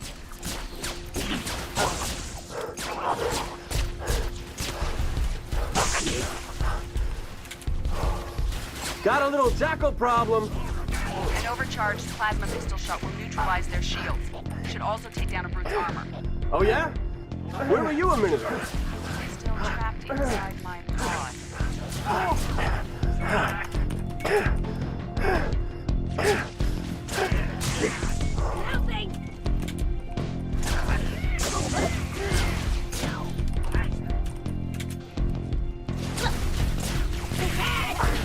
Whoa.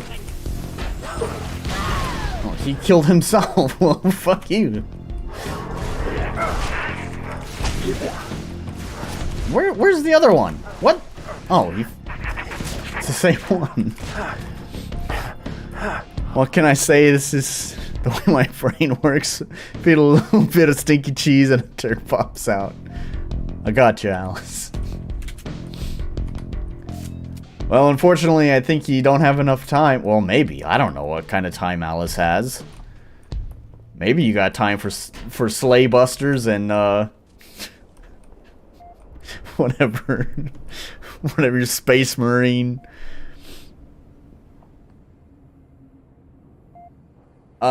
The health is the orange bar underneath the compass. I am on normal mode. I'm sorry. I'm not a true gamer TM playing this on legendary. That's not me. It's not very relaxing. I'm kind of at this point now. I just don't enjoy like that struggle of trying to get through a game. Like, I appreciate the challenge, but the constantly, like, the very slow progressing through the game, making very slow progress is just not exciting to me. It's probably why I don't really like Dark Souls that much either. Feeling like you're constantly having to bash your head against a brick wall to make progress is just not thrilling to me. Sad to say I barely got time for Sleigh Busters as is, but I'm gonna stash these pure diamond ideas for later. Good! Well, I'm expecting Sleigh Busters, so you better start making time for that.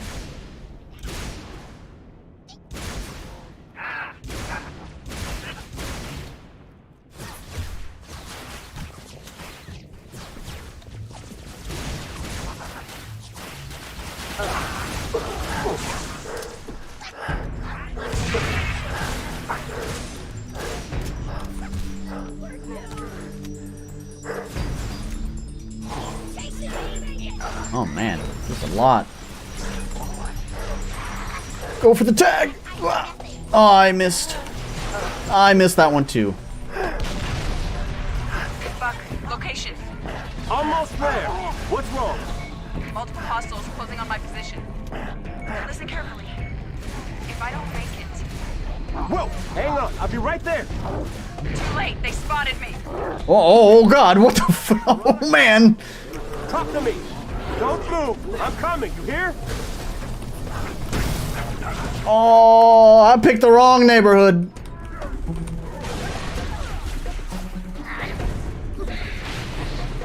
Give me a break.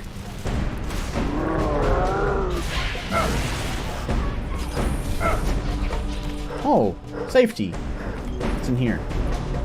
I could use like some better weapons. I don't know if a pistol really gonna be doing it for me. A shotgun is also... Oh, what the fuck? I found... Come on.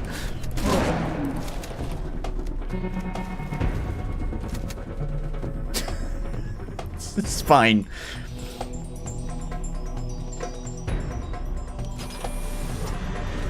He's just waiting for me. Alright, no problem. And he's on the turret.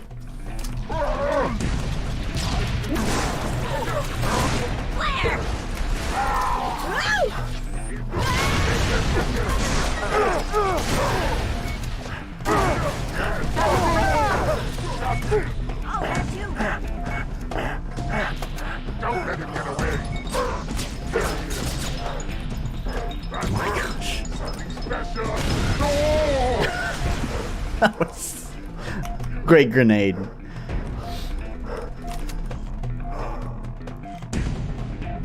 All right.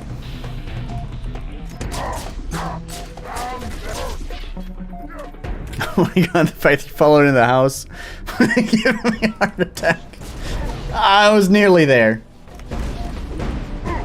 Oh, so close to sticking him. Come on. Oh, I flinched. Well, that would have been a stick if it wasn't for a frag. That was a frag grenade. Alright, he's stationary. Money shot! I overshot it. Yeah, he still died anyways. Ah, no problem. I meant to do that.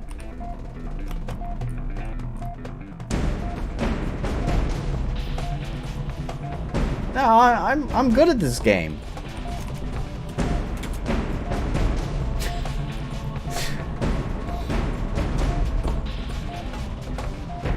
Attention, travelers.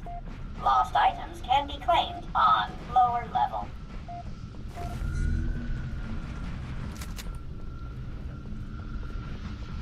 But how'd those sticky nades get so sticky? There's your pod. Well, the spike grenade, I assume, just lodges a spike into you. Which is, quite visceral, come to think of it.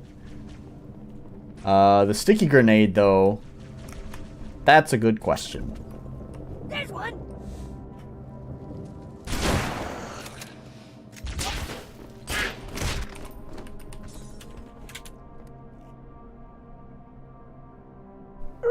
I'm here. I got you.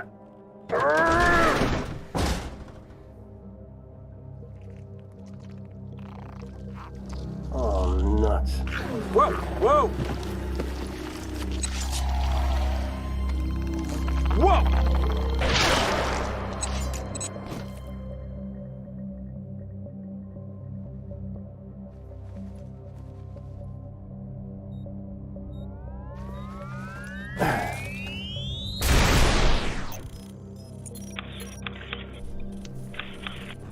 I think that's the end of the mission.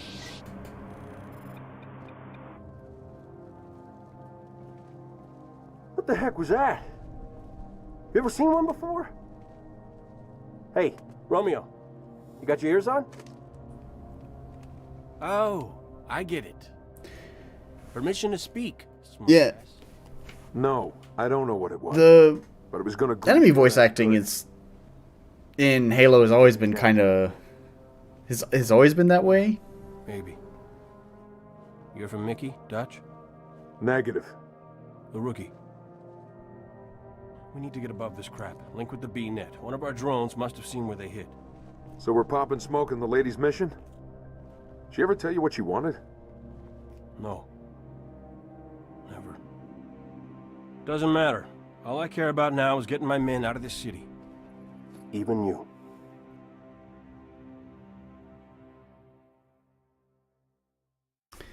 But yeah, yeah, man, Mr. RCX, have you actually? Sorry, maybe this is a dumb question. Have you played Halo? Don't tell me this is your first introduction to Halo.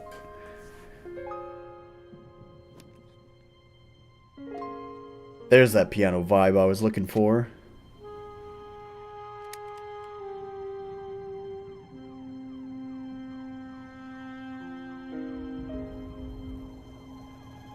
It's for dramatic effect. That's why they take off the helmet.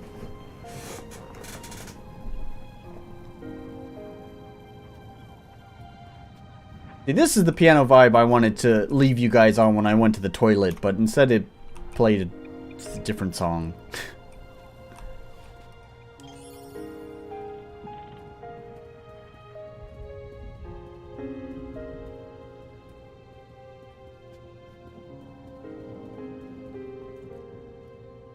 Once years ago, I've learned about the rest via cultural osmosis. Yeah, makes sense.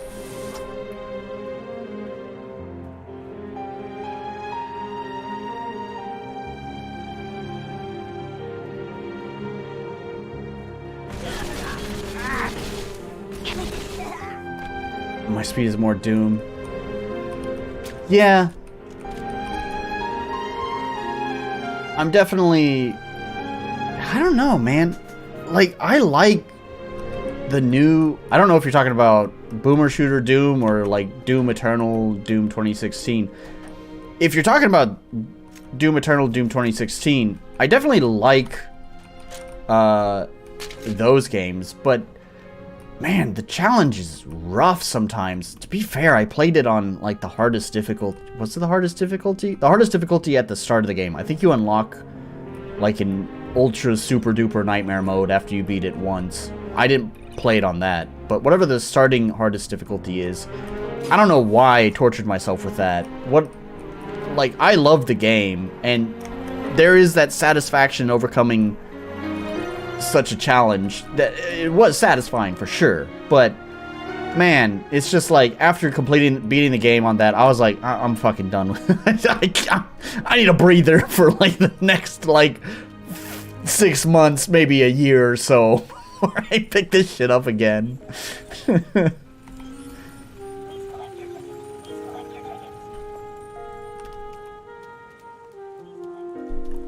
Up or down arrow for assistance.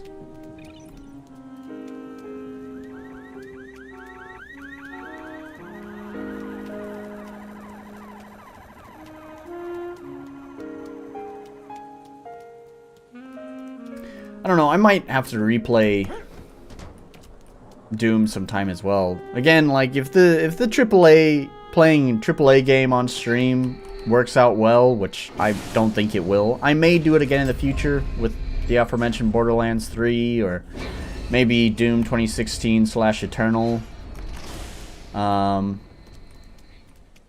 Just have to see. Of course, I don't have to play games on stream either. I could just enjoy it in my own time, like I already have done with you know, the other Halo. Place the charge before I lose my grip. With the other Halo campaigns. You're free. Oh. Nah, I didn't mean to kill him. Those guys are actually good guys. Oh well. I tried Zelda on hard mode and the smallest bat does like 3. Oh, is there actually a hard mode? Zelda doesn't have hard modes. Does it? Maybe the re-releases. I thought Zelda on hard mode was just doing a 3 heart run.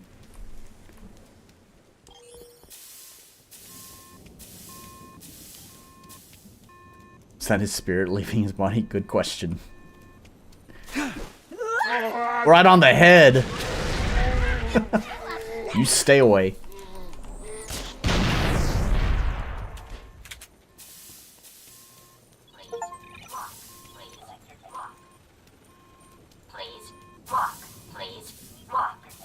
Please walk. Wait, where's... Over that way.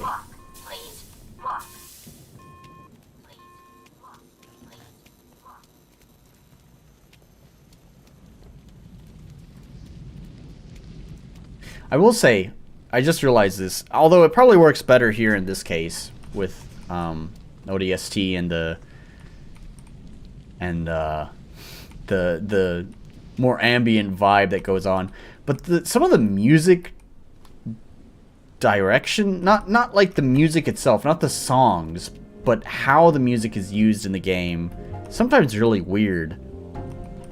Like you'd have like, you know, bumping tunes coming, but they don't really loop. It's just like one song, and then if you were not quick enough to get through that section, then you're just kind of left with dead silence, and it's like a little awkward. Is the other mission here? I think I remember it being here. There's one where you have to like look up.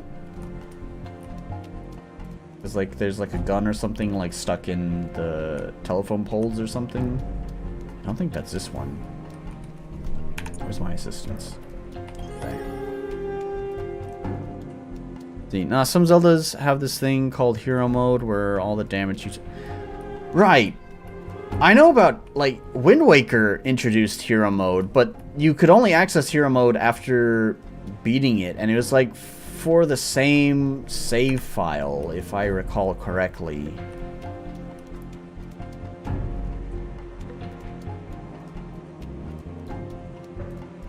I don't know. I mean, I guess that could be what Wrath is talking about. It just made me think that he like picked the difficulty at the start of the game, not like a New Game Plus kind of mode.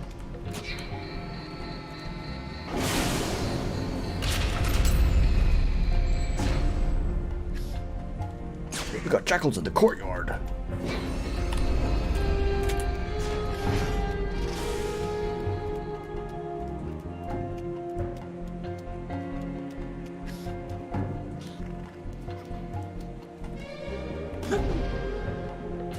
Yeah, right on his ass.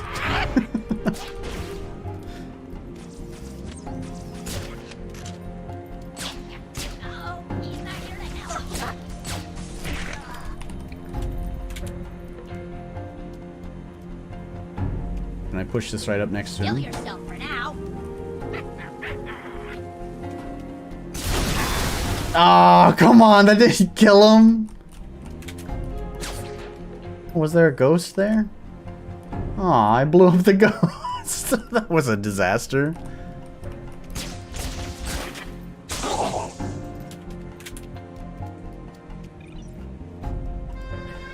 See, Link Between Worlds on 3DS has hard mode. Couldn't do it too much. Fair enough. Twilight Princess had a Ganondorf amiibo where you can double the damage you take. And it stacks with hero mode, so you can take 4 hearts of damage from that. That's nuts.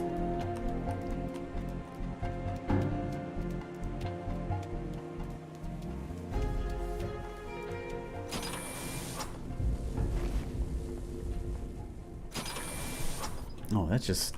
It's just a shortcut. Oh, that is. I know there are like some mods for some of the Zelda games. Like if you emulate it, you can definitely adjust damage.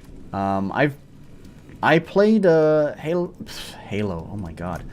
I mean, that is what I'm playing now. But I played Zelda Ocarina of Time randomizer, and in addition with that, like the randomizer, you can also change difficulty and stuff like that. And I don't think it was 3 hearts, but I think I changed it to like 1.5 times damage.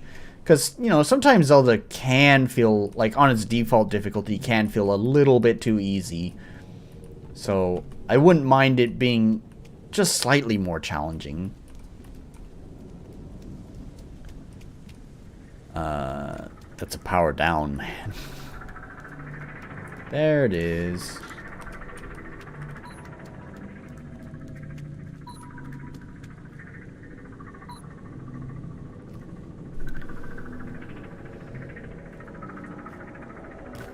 Maybe make this the last mission and then call it a night. You hear from Mickey, Dutch? Negative. We need to get above this crap. Link with the B-net. One of our drones must have seen where they hit.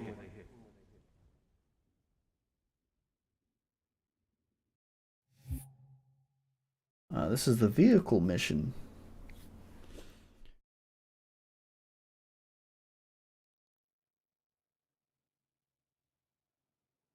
Master Chief selfies. We're not playing as the master. We're not playing as the Master Chef here. We're playing as the ODSTs, the Orbital Drop Shock Troopers. This game takes place during the events of Halo 2. Good hunting, boys. Chief is off going to the Halo ring right now. We're back on Earth, fighting off the Covenant. Sir, finishing this fight. Relax and stream though. I really enjoy BS with all. Well, then Alice, I'm glad you're able to just relax a little bit and unwind. Trooper, over here. Help us secure this vehicle. Don't nobody cross my stream.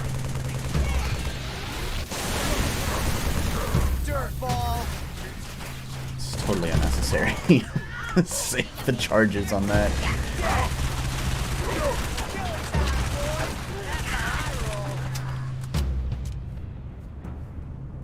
Thanks for the assist, Trooper. Get this Warthog moving. Our CO needs us to clear this sector. Yeah, but I want that chopper. Can I get the chopper? I want to be driver and gunner, not just driver or gunner. And Ghost will be fine too, but... You drive, I'll shoot. There we go. Target down. Ghost would be fine, but chopper is better. Come on. We'll need the hog if we're going to take out all this Covenant armor. Damn it.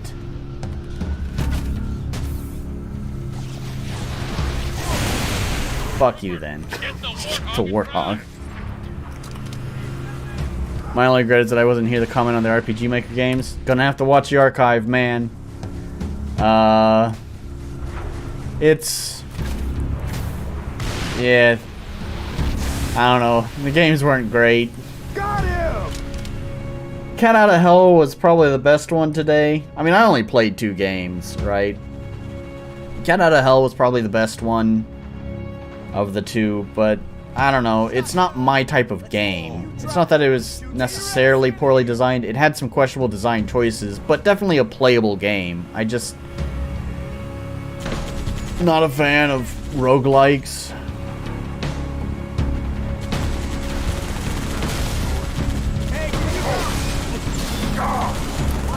I feel like all the choppers are scripted to explode when the driver dies in this section. Really want you on the Warthog.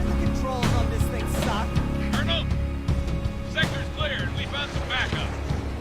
Say again, Marine. I got drones overhead and OD brass yelling at I'll take the Ghost. ODST reporting for duty, sir. Good luck. You're on your own. Head through the park to my second platoon's location. They're taking heavy casualties. Need immediate assistance. Roger that. I'm Oscar Mike.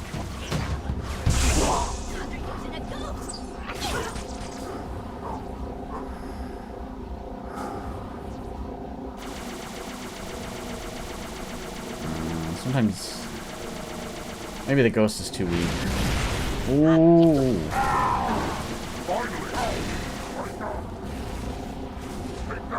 Bombed heads.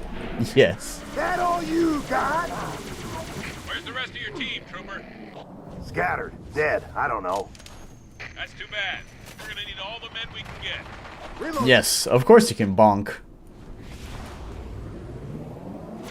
You can also bonk into other people, too. Let's get a more head-on collision. Oh, come on! I want head-on! Ah, my gosh. Ghost is out. I think we did it.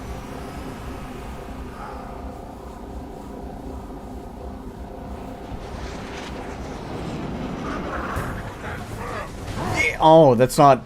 I thought there was a slope to that. Ooh, chopper. That's how you do it. That's a trick bonk roll. Give me the chopper. I want the chopper. Ah, yes! You know, this is actually... I was thinking about this, right?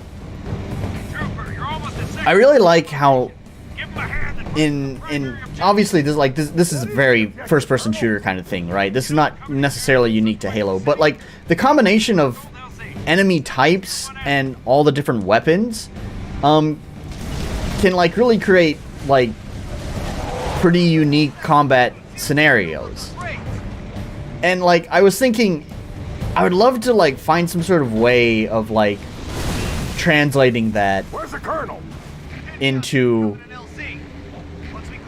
like a JRPG, right? Like, I think it would be interesting to have enemies have like weapons, but like they drop the weapon and you can like pick it up and use it yourself. Like having the whole weapon swapping mechanic of, you know, first-person shooters. I don't know. I was like trying to think of like how you would like implement that into a game. I had some pretty fun ideas. Like it'd almost kind of be like maybe like a Pokemon game, but instead of the Pokemon being permanent party members, they would be short term. They'd have ammo, right? Oh my god. But the thing is like, so like with Halo, you're not necessarily seeing that here, but like one of the things with Halo definitely is like you're constantly switching weapons. You're picking up new weapons, replacing your old weapons, so on and so forth, right? That's the thing with Halo. And so weapons are temporary. They're not a permanent thing. Like obviously RPGs, there's tons of weapons in some RPGs, but they are only replaced because of the stats, not because a necessity, like you've run out of ammo for it. Like you only replace it when it's time for a stat upgrade. So basically what I'm saying, first of all, when it comes to enemies, is there'd be a variety of enemy types, so they would have like a base AI logic, but then the type of weapon they have may also dictate the type of skills they use. But then they can also drop those weapons, and the player can acquire them, and can use them temporarily, but it's not a permanent upgrade, right? Like, you'll run out of ammo. Like, maybe you don't have magic, you don't have MP, you have your ammo for the weapon. Oh, man. See, the gun types are varied in this. It's not just all bullets. Also, I love how this is a sideways unicycle. Yes. I'm not playing the smartest either. I think in this section, ideally, I should get out of the vehicle and not do that. Get out of the vehicle and get in that building in this kind of in the middle of the map. I believe there's some heavy equipment in there that I can use. Oh, leave me alone. All right, let's play with the more ideal way of doing this.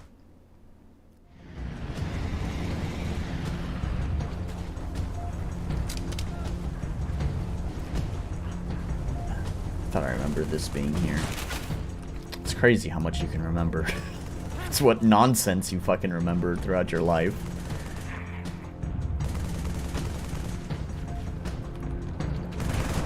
Unnecessary, but effective. I don't know, so like, you know, with Fiddle, a lot of it's become about how to translate other game genres into JRPG.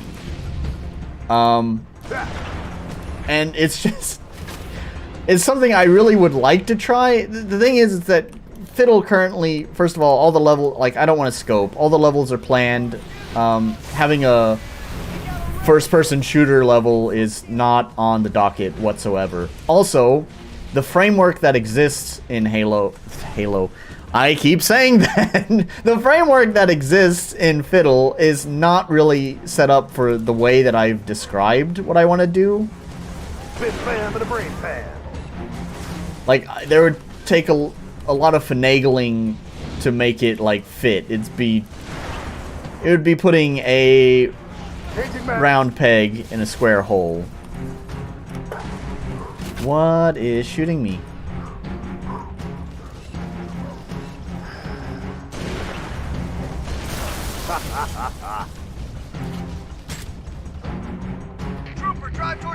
See, I keep preaching about encounter design when I make my rants, because your enemies are also the stars of your game. Yeah. Well, and so, yeah, Halo is pretty well known for its enemy AI, right? Like, each enemy has its own function in the sandbox.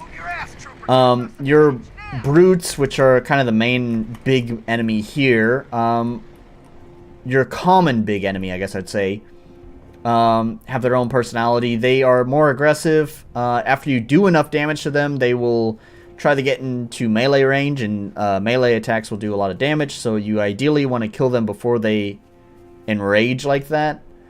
The grunts, there's usually a lot of grunts. They're the small little guys with the little high-pitched voice. There's usually a lot of grunts. They are threatening in numbers. But whenever you kill the leader, they will scatter. There's also elites. I don't know if we're going to see any elites in this campaign. Elites are similar to brutes, but they have shields, so, like, you don't want to just, like, if you don't want to do damage and then let them get away from you, because obviously all the damage you did will get undone because their shield will recover. So, and that's just like that's a grunt right in front of me, by the way. And then, of course, you give them different weapons, and that controls how much damage they can do, right? Grunts will run from you after you've defeated the leader. Now I need my vehicle, because I do not want to continue the rest of this on foot. That one is destroyed. So, something like that. That kind of sandbox thing. Right there, right? So you'd have enemies that have their own personality. But then also, you give them different equipment and they can do different types of skills. So the way they use those skills would be dictated by the enemy. And the skills that they have would be dictated by the equipment that they have. Did it unload my chopper? Come on, man. Is that my chopper? No, that one's destroyed. I thought there was a Gauss Warthog somewhere, but maybe not. Whatever. I'll use this one. Get in. Alright. And then, of course, like I was saying, is I'd want the player to be able to use... Like, the thing is they may have those items, but then I'd also want the player to pick it up. So what I was saying earlier is it'd almost kind of be like Pokemon, where maybe you could capture... I guess it wouldn't be the enemy. You'd capture their item, and then that would give you that item's skills, but it would have a limited number of uses, and then eventually you'd run out of uses, and you'd need to replace it. So, like, in this case, you know, there's... I think maybe, like, with first-person shooter games, you have 2 weapons, at least in the case of Halo, that you can switch between. So, being able to carry 2 different weapons that you'd be able to swap between. What the hell just happened? And then, in this case, you'd still have your basic auto attack as well. And just like in first-person shooters, you have your guns that are going to do the main damage, but God forbid you run out of ammo, you still can punch things. What helps with that is that balance isn't upset by having leveling systems. Like, your weapons can always be expected to down the guy in the same amount of hits. Right. Yeah, I think there'd be a lot of things that need to be considered around that. I like the idea, but obviously it's just a baseline idea. It's something I would love to explore, but I don't know if I ever will. There's another idea, another game type melding with JRPG that I'd love to try. Which would be taking, like, not character action like D&D, but I don't know what you'd call it, but like the Dynasty Warriors style kind of thing, where it's about basically a power trip of, like, killing a bunch of bad guys, except actually that's not even the main thing that I'd want to focus on. The idea that I had is just the fort capturing aspect that is common with the Dynasty Warrior games. Oh, there's a wraith there.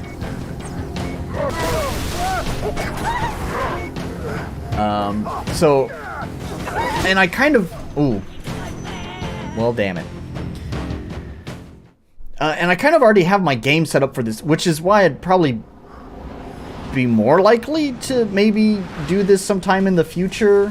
I already, like, the current level I'm working on almost has the framework for this type of thing, where it's about capturing forts and, like, slowly getting ownership of the map, I guess you'd say. The level I'm currently working on already kind of has a framework for that built into it, so I would just need to kind of expand on it a little bit, and I would be able to kind of create that system, the skirmish... Damn it. The skirmish aspects of the Dynasty Warrior games. So I'd probably be more likely to do something like that. Maybe. It's so hard to focus on talking and playing the game. Did I just spill a bunch of shit out of my mouth? Or did that make any sense? Tell me I don't have any more flying to do today.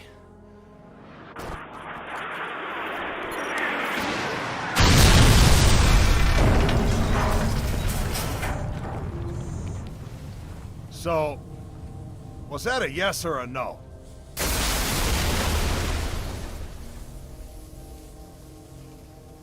Amen.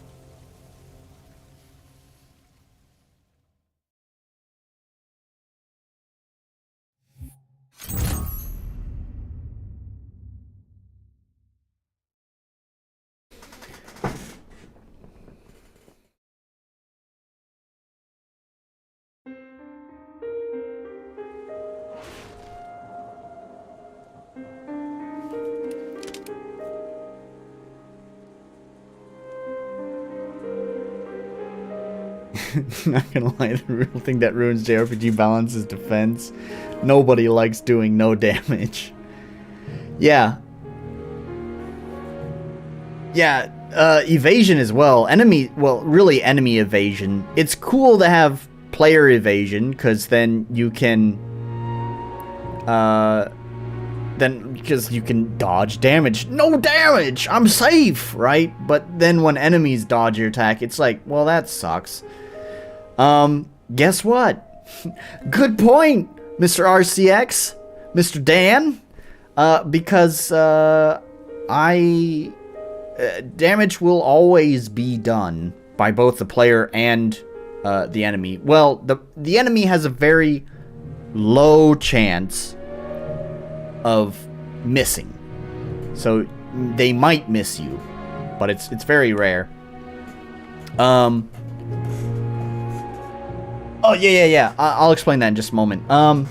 But yes, there was a flashback. And also, the enemies don't have any evasion whatsoever, so the player is guaranteed to hit no matter what every time, because God, it sucks whenever you miss.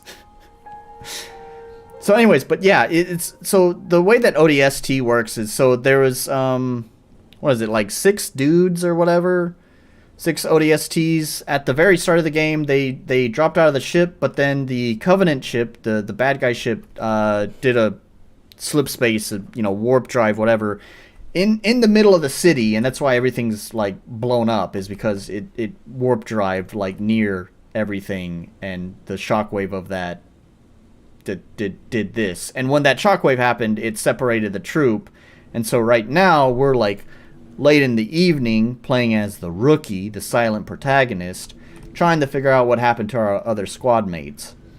So actually the progression of the story goes is, I think for like the first 5 missions or so, you go through flashbacks of trying to figure out where your other folks are, and then it's like mission number 6 is you regroup with the whole troop and then finish the fight. So it's not a flashback. But right now, yeah, we're in the future trying to figure out where our squad went.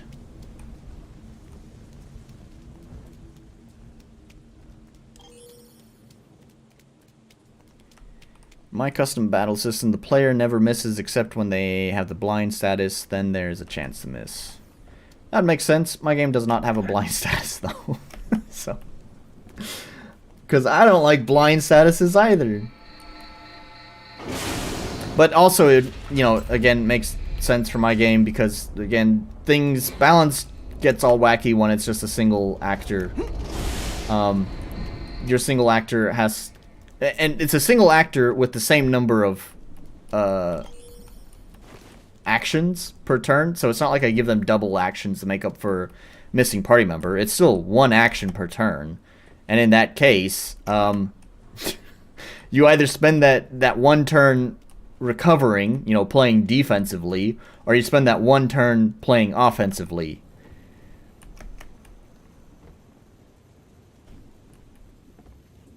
Yeah, I'm doing on-map battles, so it's all show choice and conditions.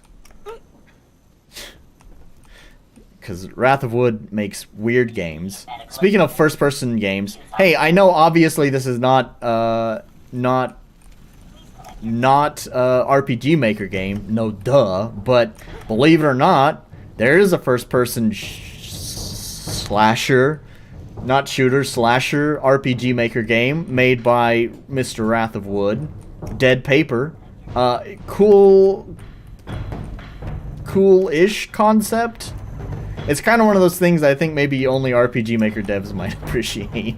Execution sucked, but was kind of a neat game. Also, Dead Paper is like such a catchy, I don't know if that's the right word, but it's a good title. I like that title.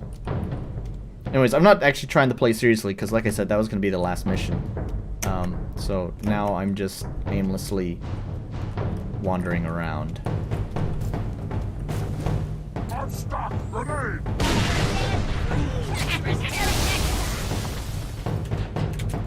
Dead Paper was also, there's that. So there's a reason why it's not the best execution. It didn't have a lot of time to execute its idea better. I played Dead Paper on my stream once long ago. I don't even think it ever made it on PACBUT because at that time, PACBUT didn't exist.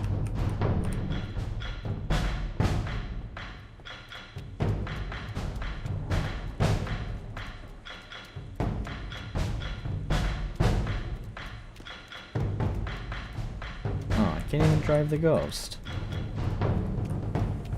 Need medical assistance? Choose Optican. I suppose you're right. Don't overanalyze the name. Don't look into it too much. It's two words that sound cool together, as a name should be. I've clearly messed up on naming my game.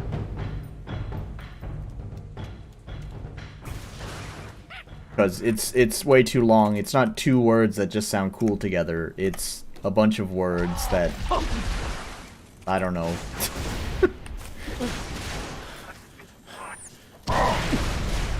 I'm gonna stick you! What? He's dead anyways. Oh, I still see it. Where? Oh.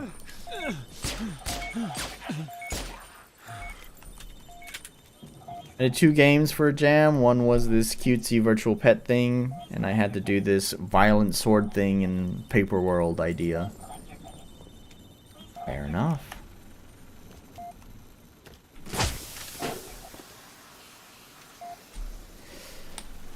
Alright. Anyways.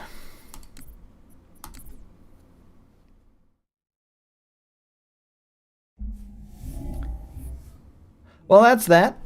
Thanks for watching me just play a game and chat shit. Next week, so here's the schedule.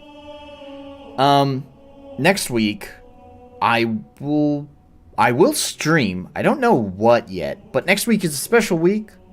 It's gonna be my birthday week. My birthday is actually on October 26th, which is kind of in the middle of the week. So we're gonna do 2 celebrations. One is gonna be on stream. So next week we'll do a birthday stream where I plan on buying some whiskey and having fun. Best metal karaoke friend. Yeah. Well, speaking of that friend, and then the following week after next week, he and I and several of my other friends are gonna go out and celebrate my birthday. Maybe go get Taco Bell. Get that taste of home, that authentic taste of fast food America. So yeah, so next week, birthday celebration with you folks, and then the next week, birthday celebration with my friends here. So that next week, which would be October 28th, no stream. So, yeah. Anyways, so yeah, next time we'll find out what I'm doing, whatever it is. The authentic taste of Taco Hell. That's right. I honestly don't know what we're gonna do. All I know is I'm gonna be with my friends. That's really all I could ask for. But next time, I wanted to buy some whiskey today, but I actually didn't bring enough cash with me to buy a bottle of whiskey. Well, reasonable whiskey. I am streaming next week. I want to stream next week with whiskey. Get drunk. None of this beer, none of this 5% stuff. We're going 50%. Is it 5%? I'm pretty sure it's 5%. Yeah, 5%. So, we're getting drunk. And what am I gonna do while I'm getting drunk? Good question. I don't know. Maybe I'm gonna be playing some shitty RPG Maker games. Maybe I'm just gonna be talking about my game. It's my birthday stream, so I'm gonna do what I want to do. And you know, honestly, playing RPG Maker games does not sound like a fun way of celebrating my birthday. But it might be fun when I have whiskey. So we'll have to see. Play RPGs, I guess. But you didn't say what kind. Who knows? Maybe I'm gonna play Diablo 4. I don't want to touch that game. It's not gonna be Diablo 4. I don't know. I'll figure that out. Maybe we'll talk about Taco Bell off stream. Maybe so. Alright. Well, we'll figure that out whenever next week rolls around. For now, that's gonna be the end of this stream. So, yeah, thank you guys, everyone, for joining. We should stop the timer.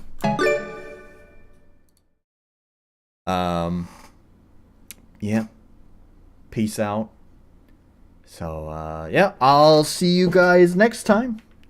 Thank you so much.